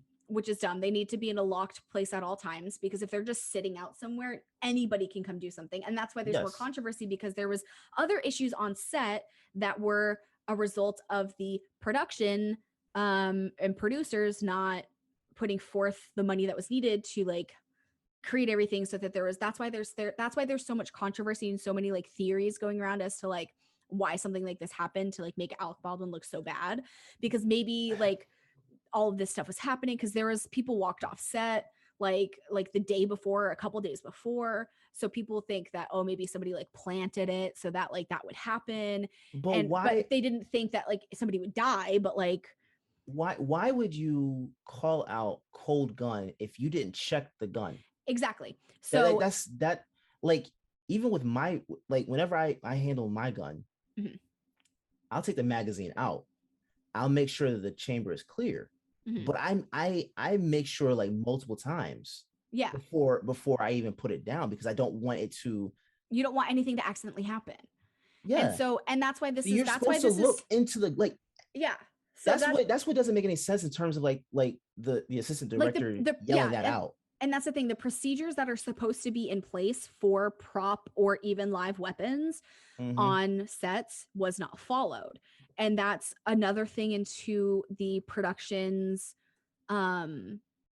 handling their budgets. You know, they didn't put the money that was necessary in having proper armorers and having everything like in order for like all of this. Because what is supposed to happen is that everything's locked up. The armorer preps the gun with the blanks. Hold on, I have to sneeze. Bless you. That's gotta be the first time I ever heard someone give a warning before actually sneezing. I like usually it hits really quick, but that one I could feel it like in my nose before I had to sneeze. Sorry. So what's supposed to happen is the armorer preps the weapon, brings it to the director or the assistant director, shows them all of the aspects of the gun. They like are supposed to take it apart, put it back together. They show them what is in the gun. They show them the prop, the blanks or the prop bullets. They show them that. They check all of that. They set it back up and they have it ready to hand to the actor. And the actor has had specific training and specific one-on-ones with the armorers on how to handle the weapon, how to use it. And they're only allowed to do exactly what the armorer has told them. And what the directors and the armorer and the actor have worked out for the scene. Like there's a whole thing, and a lot of that was just skipped. So the But fact that the props are sitting out. You're supposed to always handle a gun as if it has live rounds in it. Yeah, regardless. Yeah, regardless. It doesn't. Always. It never. And you never hold a gun as if it's just empty. And so that's where things got weird, because like as an actor, like yes, I'm gonna hold it as if like it is. But once I'm doing my scene, if I'm practicing my scene, I'm gonna hold it as if I'm about to like shoot. You know, like that's what I'm supposed to do in my scene. So that's what I am supposed to do. I have been told by 3 people that everything is safe, that it's not, you know, so like I have to trust these people that are trained to have this ready to go. And so, but see, even on his part, so this is where I'm confused as well. Him being a producer should be aware of these things, right?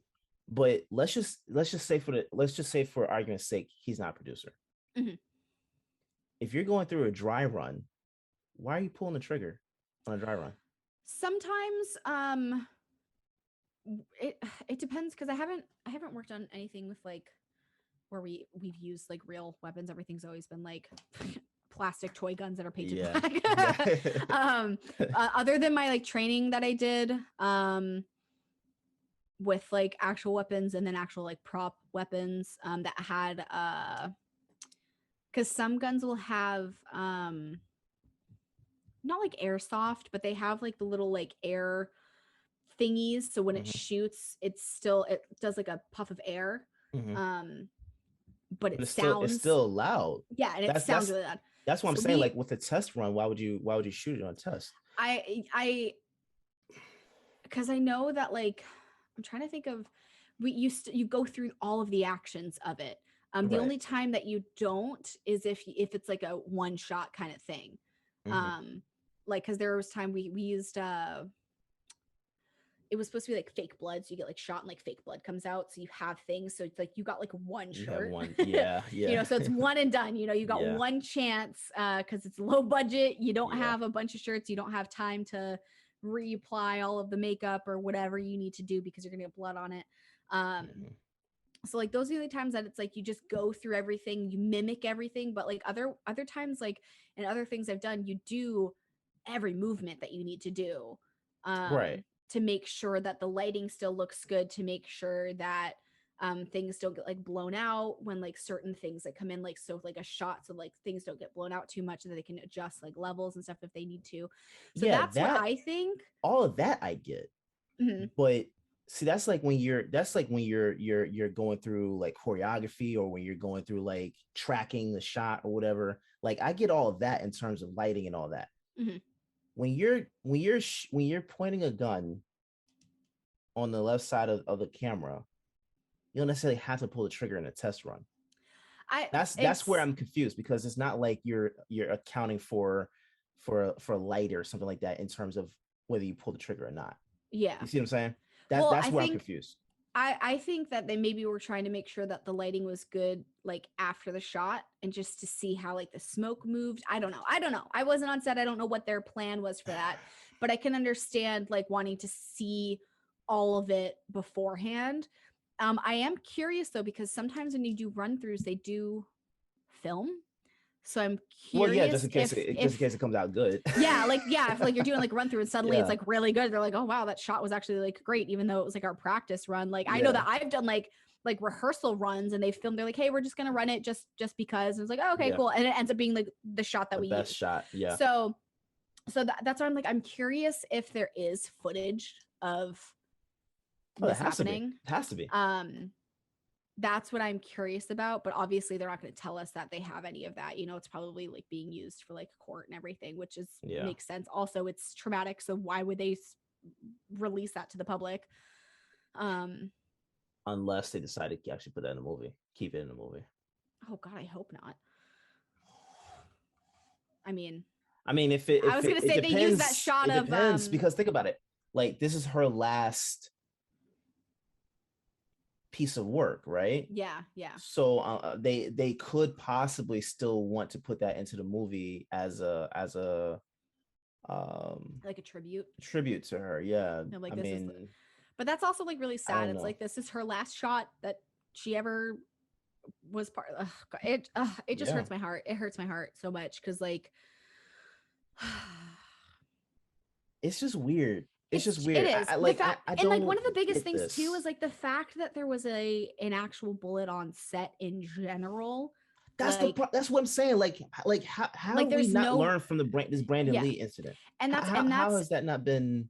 And that's why like a lot of people too, there's like a why was that even there, which is like there's literally no reason for there to even been like real ammo on set. Nah. But then there's like the unprofessionalism of there being things that they were taking the guns and like going to like targets like outside like where they were like filming, like they had like target stuff like a little bit further away, than they were just like shooting targets. And it's like, why? Like, wait, why? they did that? I think so. Hold on, let me see. Now that would make sense as to how a bullet got on set. Let me see. I don't want to be just starting rumors, but I read that somewhere. But even okay, see, like even if that's true, why would you be using any of the prop weapons?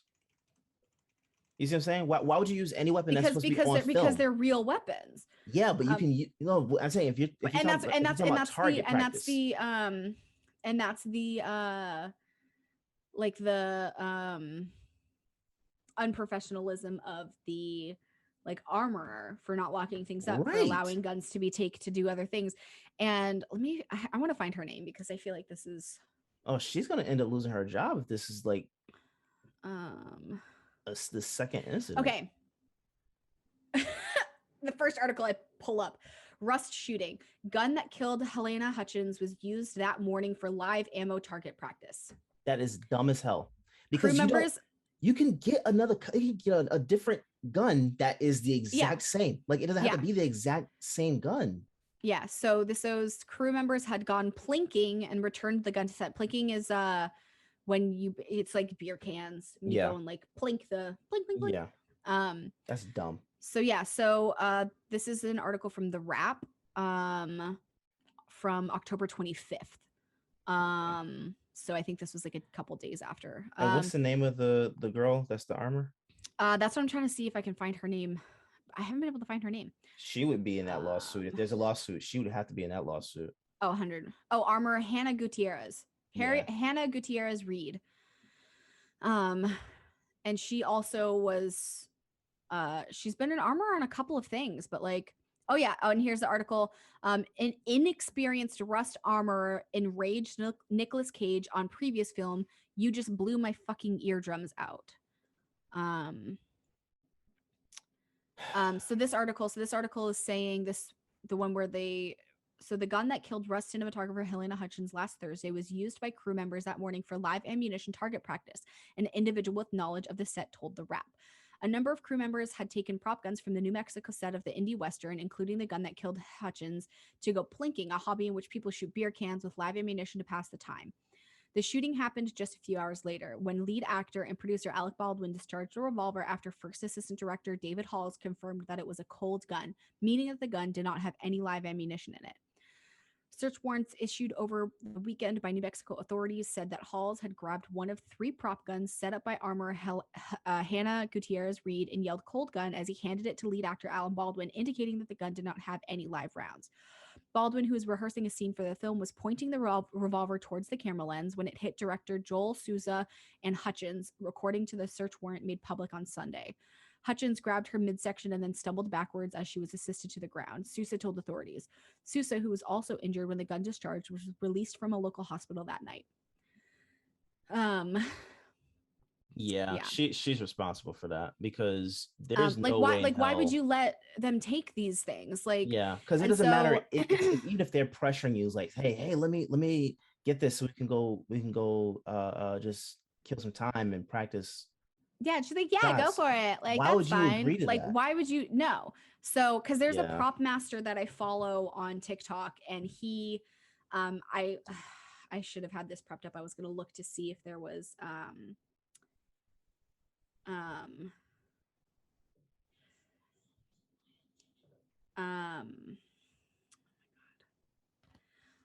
sorry, my roommate texted me.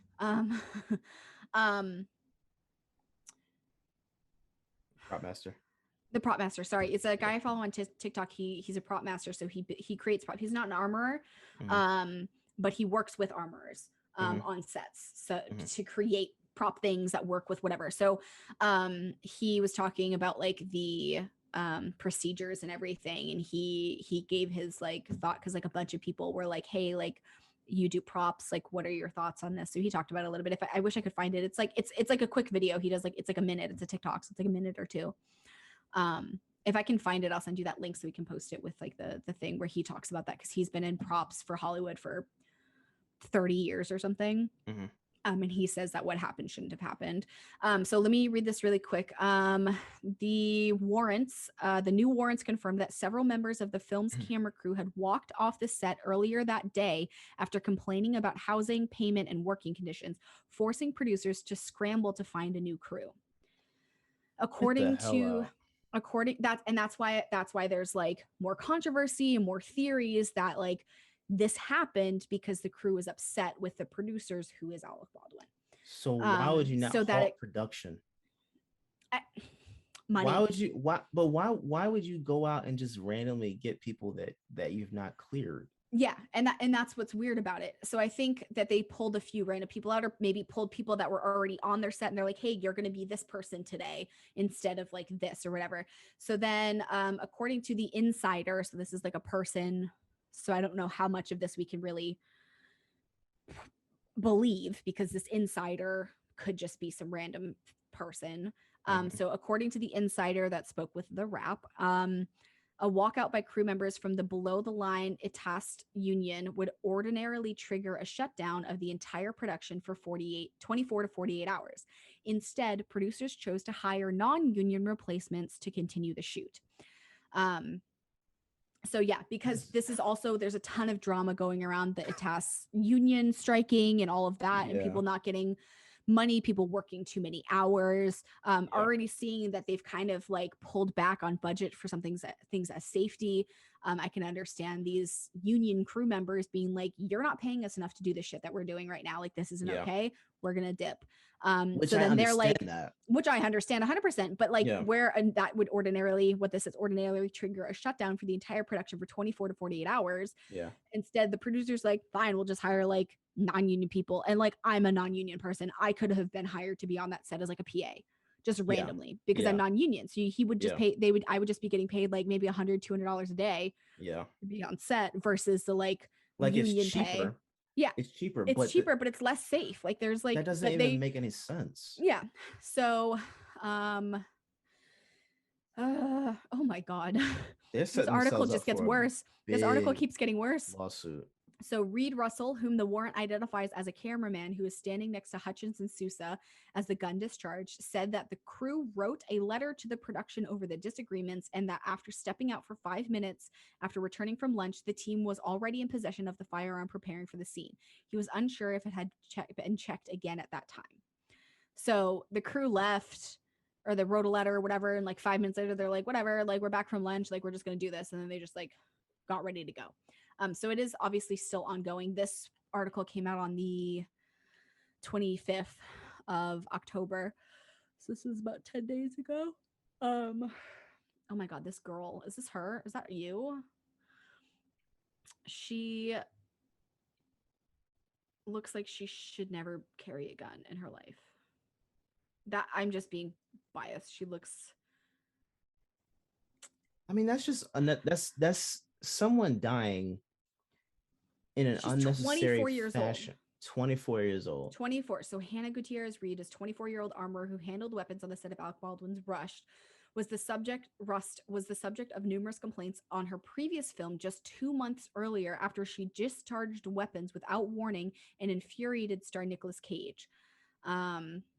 Stu Brumbaugh, who served as key grip on the Cage Western The Old Way this summer, told The Wrap that Gutierrez upset both Cage and other crew members on the Montana production by failing to follow basic gun safety protocols, like announcing the arrival and usage of weapons on the set. And then it wants me to start a free trial to read the rest of the article, so I'm not going to do that. See, you're supposed to so 2 months. Communicate. Yeah. So 2 months prior, there was all this stuff happening on a different set that she was not doing what she should have been doing. I'll be surprised if she ever works. I highly doubt she will ever again. have a career in this. That's just unnecessary. So this is Jason Bowles, who currently is representing Rust Armorer Hannah Gutierrez Reed, alleged on Good Morning America Wednesday that he's afraid somebody intended to sabotage the set. Somebody intended to sabotage is in quotes. While the former head of the movie's camera department told Good Morning America that he quit production the day before the shooting, partially citing firearm safety concerns for his resignation. So the head of the movie's camera department quit the day before because he's partially because of concerns because of firearm safety. So it's Jesus criminy. Authorities said Rust assistant director David Halls handed the weapon to Baldwin and announced cold gun, indicating the weapon was safe to use. The set's firearm specialist, armorer Hannah Gutierrez was in charge of weapons on the movie set. Bowles said that Reed didn't know where the live rounds came from and blamed producers for unsafe working conditions. Ma'am, you were responsible for that. Where was she? Why was the director? Why was she not with the guns? Yeah. Why was David Halls handing the weapon to Baldwin? Why was she not handing the weapon to Baldwin? Like, that's super important. The investigation into how Hutchins was killed and how director Joel Sousa was wounded during the production of the Western New Mexico is ongoing. The authorities have said much work needs to be done before getting to a point where charges could be considered.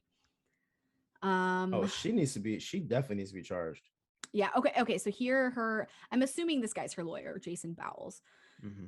Bowels, like bowel movement, like full of shit. What a name for like a lawyer. Like, your name is Bowles. I just sat and been like, oh, so you're full of shit. Dope. Yeah. So he could be a nice man. I don't know. So Bowles said his client loaded the prop gun with dummy rounds before her lunch break on October 21st and gave the gun to assistant director David Halls. She did spin the cylinder, showed the cylinder. That's the word I was looking for earlier. Yeah. She did spin the cylinder. She showed Mr. Halls each of the rounds. There were 6 dummy rounds that she had loaded into that firearm that she believed had been dummy rounds. She did spin it. She did check it by spinning it, he said.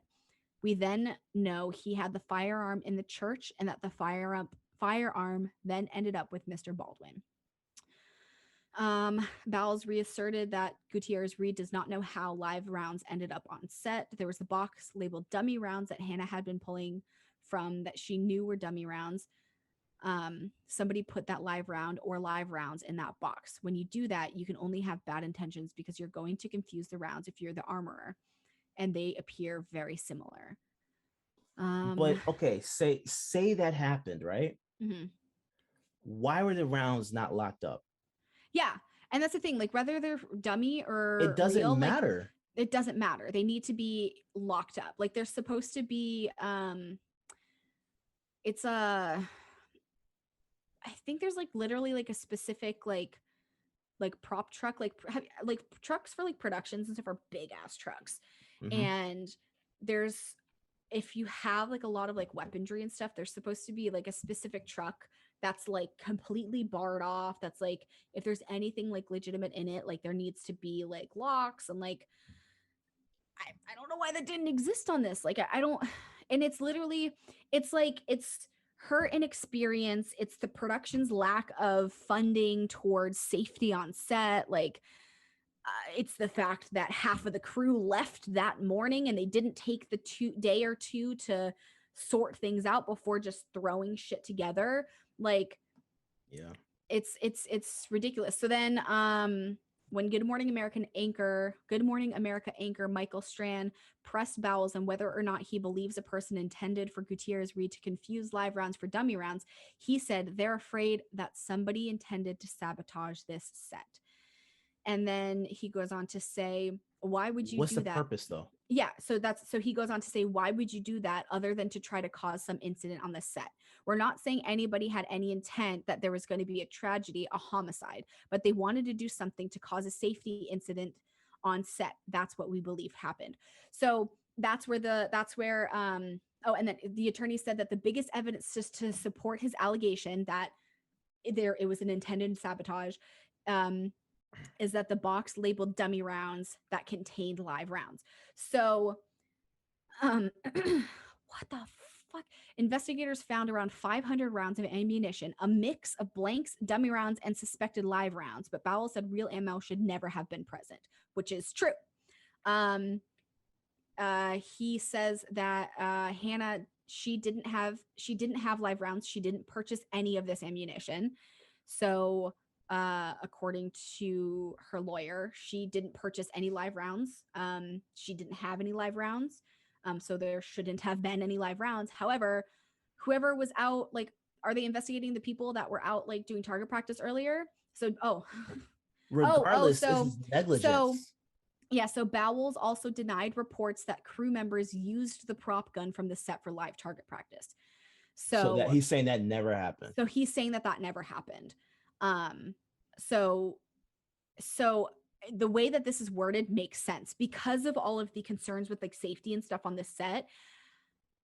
Not that this is good, but I can understand how somebody would think like, oh, maybe we should just like try to have like an accident on set in regards to like safety. So they'll take it more seriously. Oh, okay. So they're saying that somebody they were trying to prove a point of safety issues. And in doing so, Helena got killed. Okay. So what but still it comes down to her negligence. Yeah. Because that's stuff that's supposed to be the director, like because they didn't properly check everything that needed to be checked. Not only that, like, but at the same time, like if you have for her, because she is inexperienced, she's only 24. For her, the dummy rounds and the real ones look pretty much the same. There's just a slight but there difference should be a in, like, mark. Like something on it. There should be something on it. Wording or something, because you're not going to see, like, or at least on like the casing. Yeah, you know how like the casing, like the bottom before where the pin hits, maybe like prop or like dummy bullet or something like that. So you like the entire casing could have something on it that says the brand name or this is a dummy round or whatever. Like it can say, because you're not when you're shooting the subject, short of them like loading the clip cylinder or whatever, short of them showing that, which even with that, you don't have to. It doesn't have to be like a close up. Like you're not showing extreme close up of that. So so like that, and that makes sense. So, but like they're absolutely, there shouldn't have been real bullets there in the first place. And that's the thing that blows my mind, is that somebody, whether it was her, she's, according to her lawyer, she never had any live rounds. She did not purchase any live rounds. There were supposed to be no live rounds at all on the set, and somehow one or several ended up in the box of the dummy rounds, which again should have been locked up prior to filming. And honestly, locking up does not take a lot of money to lock up. It doesn't, and so that falls back on like production. And so that's and like and Alec Baldwin being the producer that's putting the money towards the film, it's like, hey bro, like you should have done that. But then Alec Baldwin as the actor, it wasn't his responsibility to like check the gun and do all that stuff because he's not allowed to, right. So it's just this like catch-22. It's like it's his fault, it's not its fault, it's her fault. So it's not her on fault. Production, and so it's on her, it's on the assistant director. The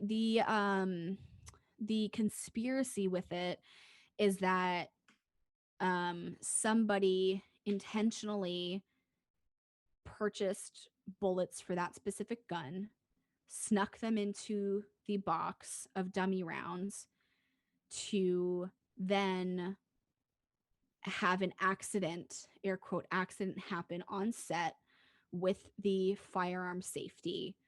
Well, that's easy. That's easy to prove. To prove a point on the safety on set and why half the crew walked out that morning or the day before or whatever. But then they're probably also gonna be like, what if like the dummy rounds, I don't know where you purchase dummy rounds. I don't know if you purchase them like at like an actual like gun store. The one that I worked at didn't have any. No. Do they have like blanks or anything? It was all live rounds. Okay, so and that's why I'm so confused. So where do you even get dummy rounds? Like, where do you even get dummy rounds? Because if that's the case, like, from what I understand, that's an online thing. I've never seen them in store. I've never seen them at Academy Sports. I've never seen them at a gun range that I've been to. Never seen them at like Walmart or like wherever. The fact that Walmart sells guns just like blows my mind. Yeah. But see, here's the thing though. Like that's easy to check though. That's easy to check. You can literally go and search like if there is a place that sells these rounds. No, I'm not even dummy rounds. Just kidding. I live in California. There's nothing's gonna pop up. Oh wait, no, I live in California, so maybe something will pop up. Everything will pop up for you. Yeah, but you can check where if anybody went to a gun store or somewhere that sells rounds, you can check that. But like the thing is like to see if someone actually purchased a round for that gun. But maybe because like maybe it's somebody that was on set, but they had like a buddy that has that same gun, you know, and they were like, hey, like, can you buy these live rounds for me? And it won't look weird because the buddy has a gun, you know, maybe they like, you know what I mean? So then they happen to be able to get them. So then that goes into fingerprints then. If the, like in my, so the way I'm thinking about it, if someone went and put a live round with the dummy rounds, the likelihood of them actually caring about whether their fingerprint is on there or not is slim to none, unless they thought about that. Check the fingerprints on the casing. Yeah, I mean, yeah. If the thing is like because it's still an ongoing, maybe they're doing that. You know, maybe they are checking to see if there's fingerprints on any of like the other like dummy rounds that were in that box, or check the fingerprints of the box, because if someone else can pull fingerprints from that, then yeah, you should be able to, because if you're able to see like who handled the box, if it doesn't check off to be Gutierrez or any of the producers or whatever, that's anyone else supposed to actually be handling the product, and maybe that's what gives they're you looking into. Idea. Yeah, so maybe that's what they're looking into. So that's like where there's that conspiracy is that like somebody did that to just like have like a scare, like, hey, wow, all of these concerns that we've had about safety on set were not for none. Like, oh, we do like need to be better and be more on top of like safety on set.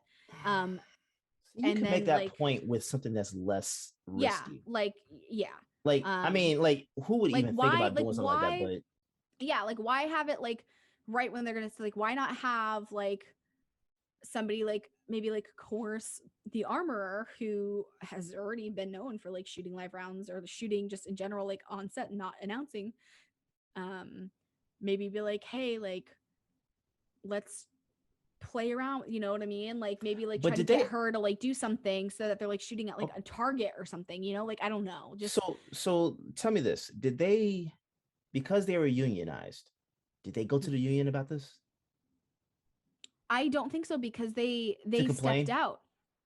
I think I'm saying probably to complain about the safety. I think so. I think that I think they were doing the stuff that was with the rest of the striking for whatchamacallit? Oh my god, I'm so sleepy. Oh my god, where'd that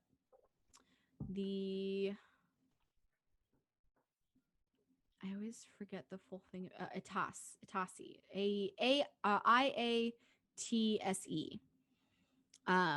Is the union. So when they walked out, production just hired non-union people instead. So I don't know but it was, I guess it all happened within like that same day. So like even if they did go, like either that same day or maybe the next day, maybe they were planning on going the next day or something. Yeah, but my point is, if you've been having, let's say for example, they were on set for 2 weeks, because I don't know how long they've been shooting this, but let's say, give or take, they were on for 2 weeks. They're working about 10 to 12-hour days, right? Oh, I think they were working longer than that. I think They that's why most they're likely were, complaining. but that's what I'm saying. Like, let's just for the sake of argument, if you're on set that long and you have a complaint, you're supposed to be able to go and file that complaint with the union. That's part of their job. Unless I'm missing something. No, that makes sense. You don't storm off and then go file a complaint. You see what I'm saying? Yeah. Like you file a complaint when you first realize, hey, there's safety issues with this project. This production is not following X, Y, Z. You're supposed to say that then, not wait until like something bad happens. That's dumb. So that like, if they didn't file a complaint and you're the only way you can feel you can actually drive a point home is by putting in a live round with the dummy rounds. Like, yeah, that's so dumb. There's and so much. And they shouldn't be working in Hollywood anymore. Yeah, there's so much that's like potential things that like we're not really going to know until they start to do more, like release more information on the investigation. I can't wait till this goes to trial. Let me see this one. Okay, so yeah, so this one about like the sabotage on set is from 3 days ago. So this article is oh no, just kidding, Thursday. What day is today? Today's the 6th? Saturday. So 2 days. 2 days ago. So the 4th. So this came out November 4th. So this article is only a couple of days ago. So this is like the most recent thing that I'm seeing. Let me see if there's anything else. That just doesn't. I can't make sense of that. I honestly can't make sense of that. That doesn't even. That doesn't sound right. Yeah, I mean, maybe because like, so I guess what happened, I mean, granted, yeah, if they had concerns, they probably should have come forward to the union at least earlier. But I also don't know like how all of that works. Like, I don't know what kind of paperwork, maybe they did file something and it just it was in the process of being investigated. Like, I don't know, but I feel like we would have seen something if they had filed something on like on a complaint on like the safety issues that's what I'm saying. But for something that serious, that would shut the production down to make sure they follow the like safety protocols, and then they resume. Yeah, and that's the thing too with the crew, like half of the crew leaving that morning. So I'm reading. So Lane Looper, formerly first camera assistant on the film, had quit and left the production the day before the fatal shooting of cinematographer Helena Hutchins. And then hours before Hutchins was shot by actor Alec Baldwin on set, Looper and half a dozen other members of the camera department walked off the set in protest of poor working conditions. What I put in my resignation letter was lax COVID policies, the housing situation, driving to and from Albuquerque, and specifically gun safety, a lack of rehearsals, a lack of preparing the crew for what we were doing that day. Looper told ABC. Okay, so they were rushing. So yeah, so they were just doing that. Rushing. So that what I'm gathering from these articles that I've been reading just now is that morning, so they were on set, they were filming, and they just got fed up. So they all left. They broke for lunch. They had their lunch. And when they came back from lunch is when they started to get ready to film that scene. So this probably, is all the camera crew. Yeah. So, well, not all of the camera crew, but it says Looper and half a dozen members. So at least 6 or 7 people. From the camera crew, or this is camera crew and production assistants and stuff like that? From the camera department walked off. So just camera department. Okay. So there was only like a few people. I mean, some of those crews, you got like 10, 15 people. Like camera stuff. So they probably were like, okay, well, these people left. Like, let's see if we can hire a few people that can get here in the next like hour or so. Which I'm sure they probably had people on like a list that were like non-union that they'd be like, hey, we're going to call you in. We're going to have you come work on this. Which is often for like acting. It's called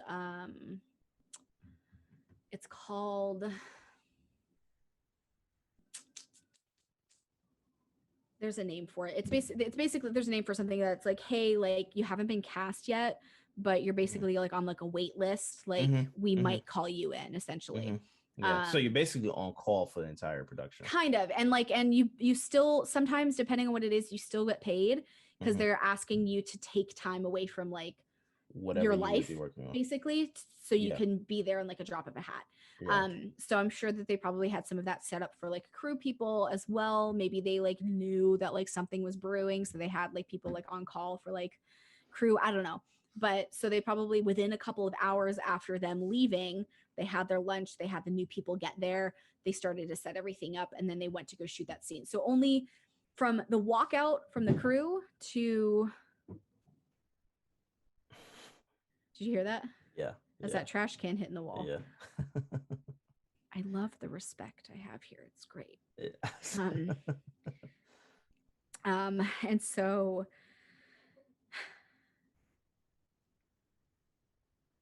sorry, I'm just like hearing stuff out there. From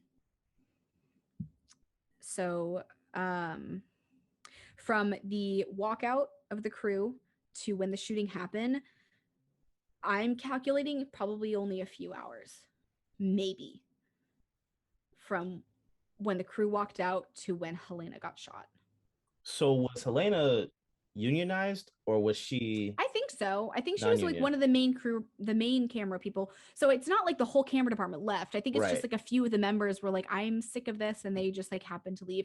It says just camera department, but I feel like that has to be more than camera. It could have been. That has to be, because I can't see. I can't even, let's say it was just the camera department. I can't see you continuing to shoot without camera operators. Yeah. Well, I think so. She was probably one of the few that stayed.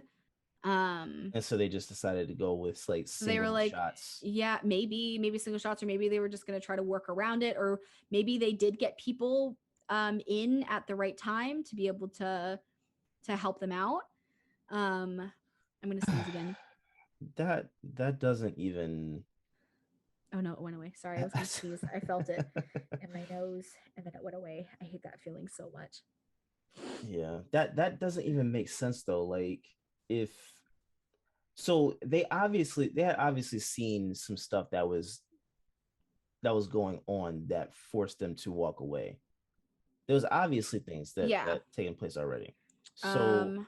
I found that what the guns were. The 3 guns were. The 3 guns. Smith and Wesson. Huh? Smith and Wesson. Is that a type again? Oh no, I'm asking. Is that this brand? But it says so. The 3 guns: a Colt revolver, an apparently non-functioning 45 caliber revolver, and a plastic non-functioning prop gun were seized from the set. Some 500 rounds of ammunition, a mix of blanks, dummy rounds, and live rounds were also found on set, according to Mendoza. Mendoza is probably one of the investigators. Santa Fe County Sheriff Aiden Mendoza. So no decision has been made on whether charges will be filed, and that no one has been ruled out at this point. This is just dumb. This was senseless. Yeah. That's the thing, is that's why it's such a it's stupid. It shouldn't have happened. There's no reason for it to have happened. There's nothing like is worth the life of somebody, which is what happened. You know, like even if they were trying to make a point, like if the people that walked out were trying to make a point and like toss like a couple like whatever, like now their cinematographer is dead. Their friend is dead because this is the conspiracy. They did this to create like a sabotage, to create better safety on set, and now their friend is dead.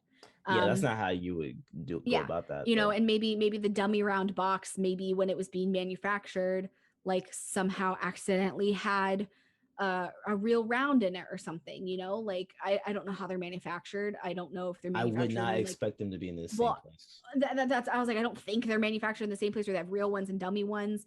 But if that's the case, like then is it on the production company that the not the film production, but the warehouse, the prop or the prop production, or like whoever created that box of dummy rounds? Like, were they all dummy rounds, or was it a mix of both, you know, or did somebody throw a few live rounds in there? to create a sabatage, or Again, you like, should be checking everything and multiple times. exactly, like there needs to be like, there's like 3 or 4 checks before something gets handed to somebody. Like it's and just multiple people should be checking it. It shouldn't Yeah. just be on one person checking. It should Yeah. be multiple people that And are that's how it's checking. supposed to be. It's supposed to be. It's like the armorer. Usually there's more than one armorer. That's what That's I again, like, that's the thing that's throwing me like off, there's because usually like more than one person, so that they have like people to look over stuff, as well as like showing the director, showing the assistant director, like making sure that like everybody knows that like what is in the gun is in the gun, and what isn't, and the whole thing. So it's just, it's like, it's, I want to know more about what's going on. Yeah, Santa Fe County Sheriff said investigators suspect a real bullet was loaded into the firearm that Baldwin discharged. And I mean, that's what we've basically come to know. This article came out on November 3rd. So, you know, only a few days ago. New twist on movie set shooting probe. Assistant director's lawyer speaks out on who had gun. This is like a video, so I'm not like listening to it. But yeah, like it's just yeah, so it seems like they weren't really like safety as well. Maybe like, and specifically gun safety, but also like COVID policies. He said that the housing situation was not good, having to drive to and from Albuquerque. yeah. How far is Albuquerque from Santa Fe? I'm gonna map it really quick. I want to see. But see, even with that, like just the COVID protocols alone. Yeah, like, if they're being pretty lax on that, like that was something that was put in place for productions in general. Like, excuse me, that was a requirement when they restarted doing projects, was making sure that the protocols for that was done the right way. So I mean, it's one thing to so from Albuquerque to Santa Fe, which is like around where they were filming, it's like an hour drive. Okay. So they had to drive an hour. So I'm assuming that the housing place was probably somewhere in Albuquerque. They had to drive an hour.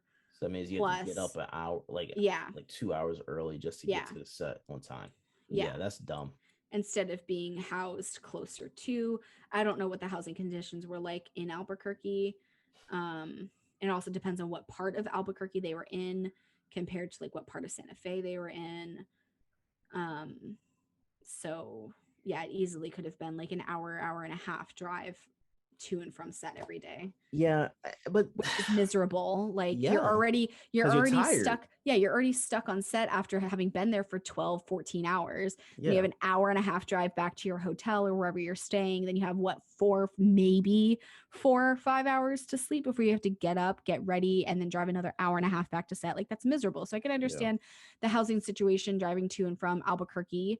Lax COVID policies. Like if they weren't like staying up to date on that, like that's shitty. And then and they did state specifically gun safety, lack of rehearsals, lack of preparing. Like it honestly sounds like some like bullshit like set or something that I was on when I was working in Florida.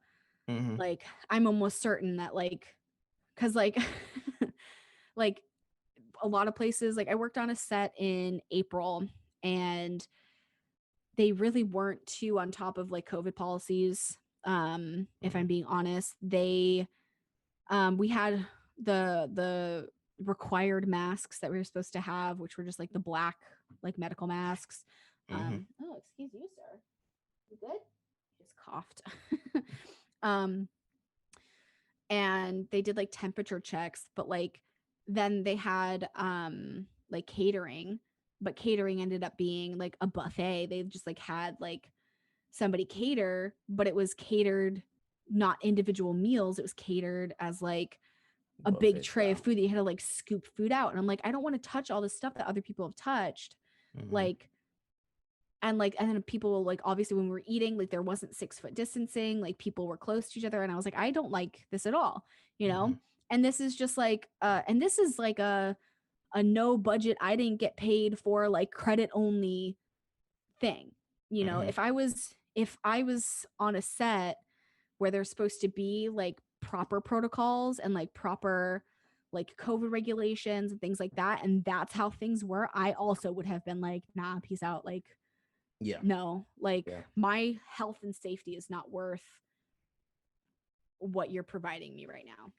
Which again, they obviously saw that was taking place.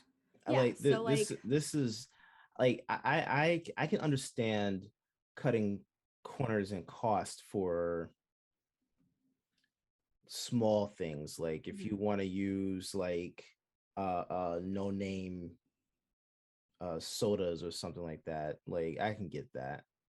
That's whatever. You're like, oh, I want us to be drinking like whiskey, but it's just gonna be in a bottle with nothing because I don't have the money to pay for like fancy stuff, or like if you want to use pleather or something like outside of like like cut corners on like whatever, that makes sense. But cutting corners with anything to do with safety and health protocols, no. Stupid. No. Especially during a pandemic. Yeah. Like especially like we're still in a pandemic. People pretend that it's not a thing because concerts are happening again and things like that are happening again. Hospitals are still full of people. There are still people that can't get like life-saving like surgeries because the ICU units are full of COVID patients that are dying because they didn't get vaccinated. Like that's creating a hostile work environment. Yeah. And so like we're still in a pandemic. Like there's still things that need to be taken into account when you're going to be in spaces with people, like and people just want to pretend that it doesn't exist, and it does.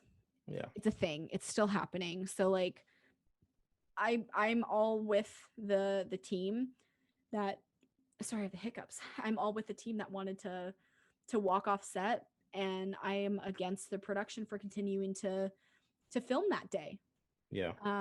There's no reason with that kind of walkout. They should have shut down production for a day or two. Like I rather would be reading an article about like, oh no, like Alec Baldwin's production shut down due to a walkout, than oh no, Alec Baldwin's production got shut down because he accidentally shot his cinematographer and she died. You know, I mean, like, and it costs some money either way. And this is costing more money than that's what I was about to say. Putting in the proper precautions for a film.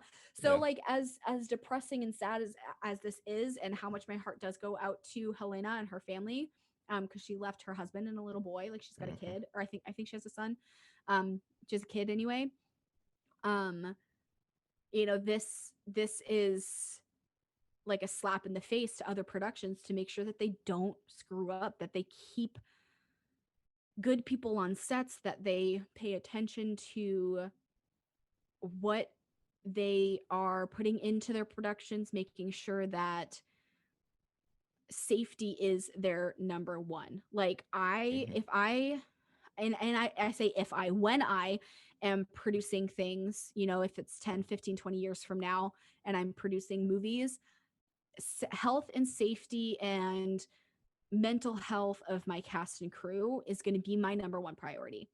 I don't want people to be working 12, 15-hour days. Like that's ridiculous, because even as an actor, if I'm on set for like 10, 12 hours, that crew got there an hour or two before me, and that crew is leaving an hour or two after me. That's what people don't take into consideration. Like crew members, like if you start shooting at 8 in the morning, crew's there at 6. Easy. And, you know, and I could possibly be there before then. Yeah. And then let's say like I'm there from 8 to 8. I'm working my 12 hours. I'm there at 8 a.m. Crew is there at 6 a.m. You have to help break down. Yep. So then I leave as an actor. I leave at 8 p.m. Crew is there until 10, 12 p.m. or 10 p.m. to 12 a.m. in the morning. Then they get home, depending on where they are, if they're staying within like 30 minutes of the location, or if they're going to have to drive an hour and a half back to their hotel, they're going to have 3 hours of sleep before they have to be back on set. Like it's stupid. And like, I hate that, you know, there's no reason. Like I get that like Hollywood wants things going bum, you know, you need to crank up movie after movie. People can wait.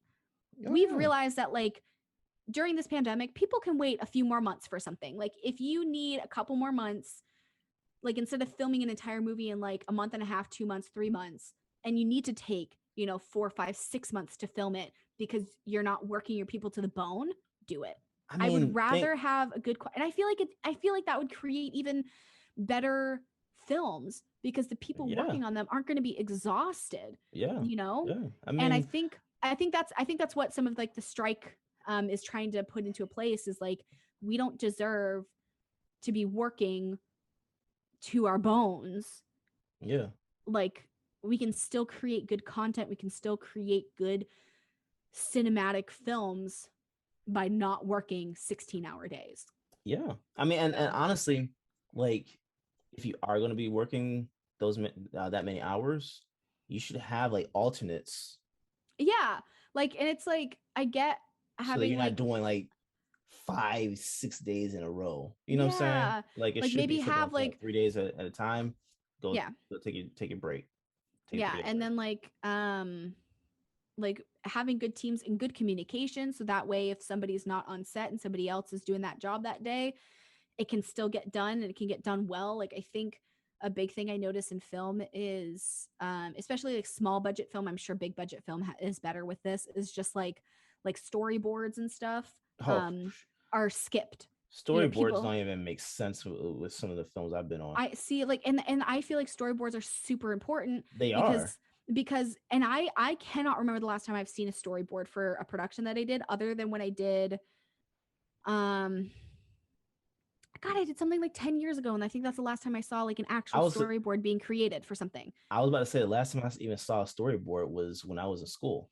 Yeah, and the thing is, that was the smoothest production I think I've like ever been on, because it's like you have exactly what shots you want, what things you need, versus like all of these sets that I've been on where I am stuck there for like 16 hours a day is it's messy, it takes forever because they don't have the shots. Like, they don't know, like, oh, well, like, we're in this space, so like let's try to set, oh, that doesn't look good, like let's set up over here. It's like, hey, how about you prep that in advance? Like, know what it is that you're trying to do, and that's going to make things run smoother. And that way, if you do have your director and assistant director, the director needs a day off, the assistant director can step in, and they know exactly what shots need to be done that day. And they know exactly not just what like scenes, but like each individual shot. The cinematographer has all of that together, and that way like somebody can take that day to just like breathe. They can recover from the past like 4 days in a row that they worked or something. So there's ways to make sets safer, there's ways to make crew members and people like not feel like they're dying or not actually die. Like, it's just a whole thing that, like, as tragic as the situation is, I really, really hope that it puts a fire under these productions and producers' asses to not skimp on safety on sets.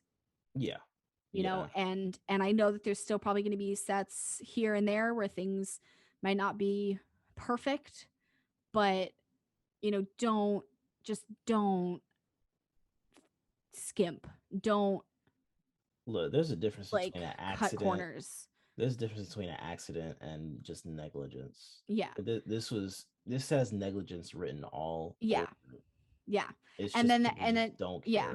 And so I really am I don't want to say excited or like looking forward to. I'm just very interested in seeing where this case goes. Oh, I can't wait to see if there's a trial.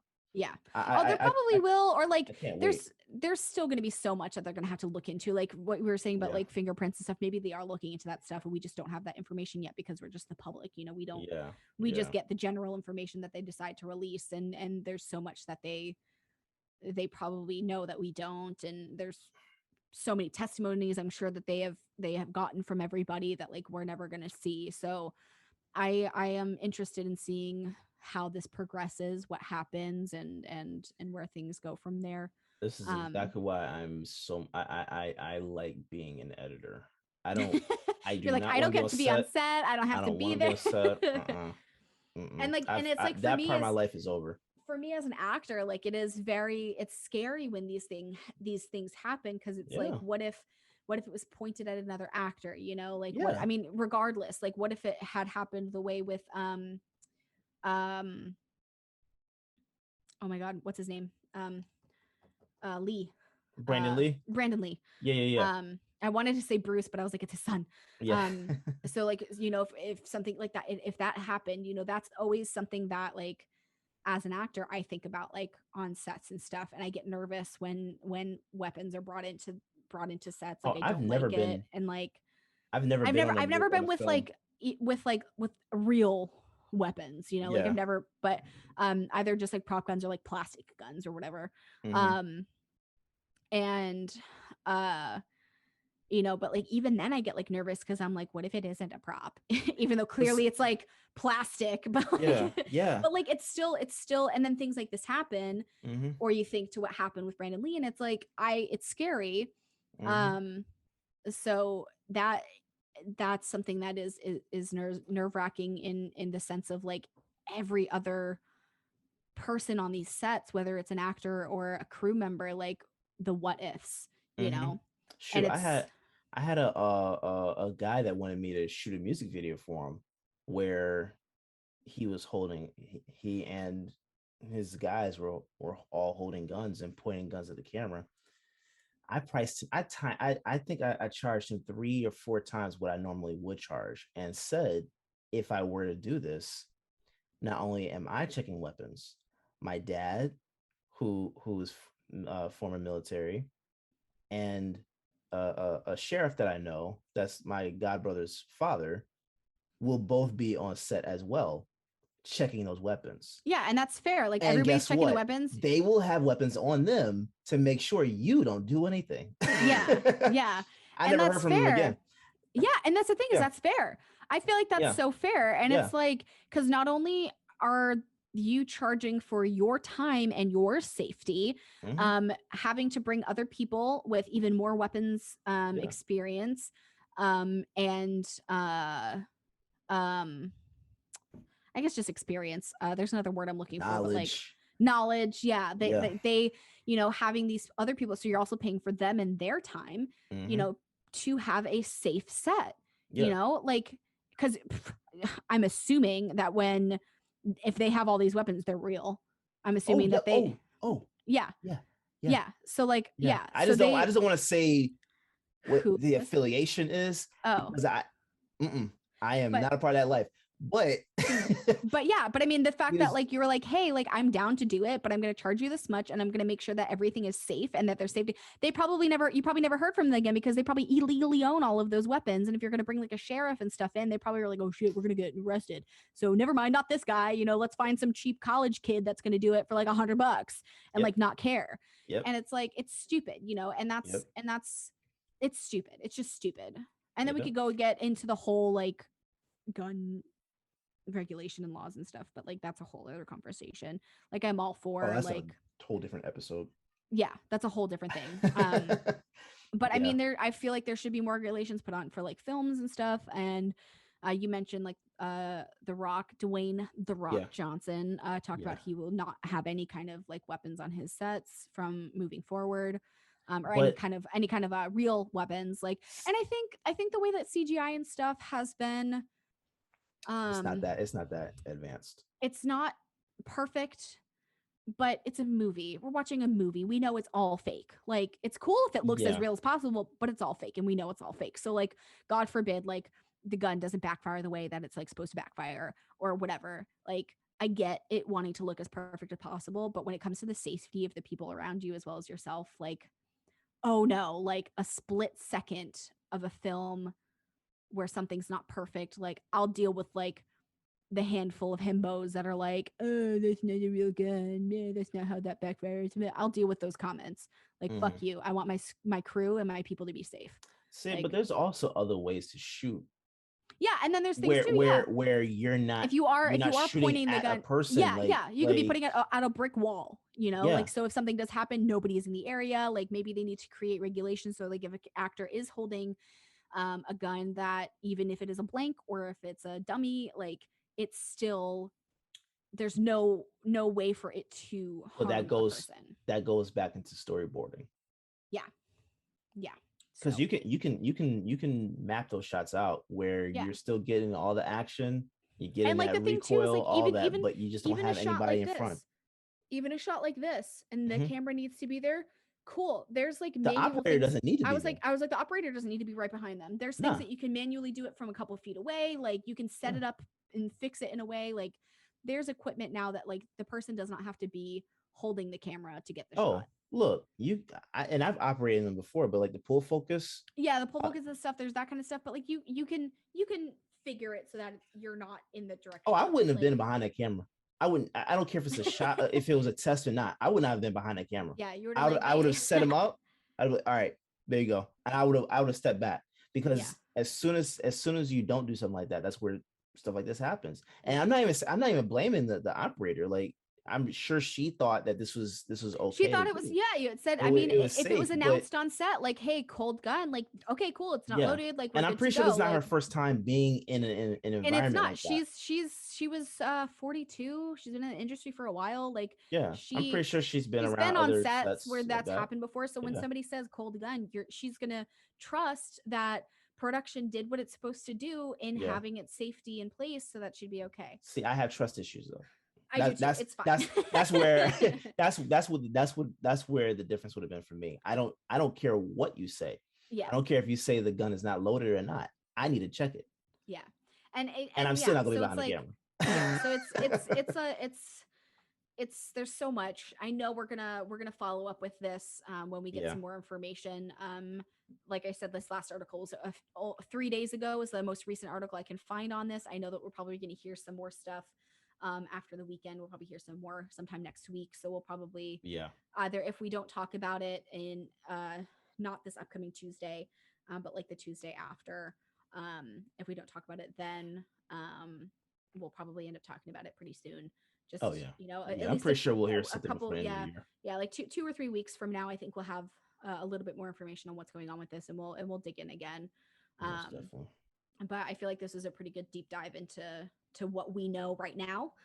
What theories are out there, what and why it happened, why it shouldn't have happened. But any of you guys listening, if you have any thoughts, if you have any like experience on sets with like prop stuff, like I'd love to hear it. I've been on sets with prop guns, but they've never been like a real gun that had like fake bullets in it. It's always been like plastic stuff, or like if it is like a heavier metal actual like type of gun, it wouldn't actually shoot, you know. So I've never been with like a real one.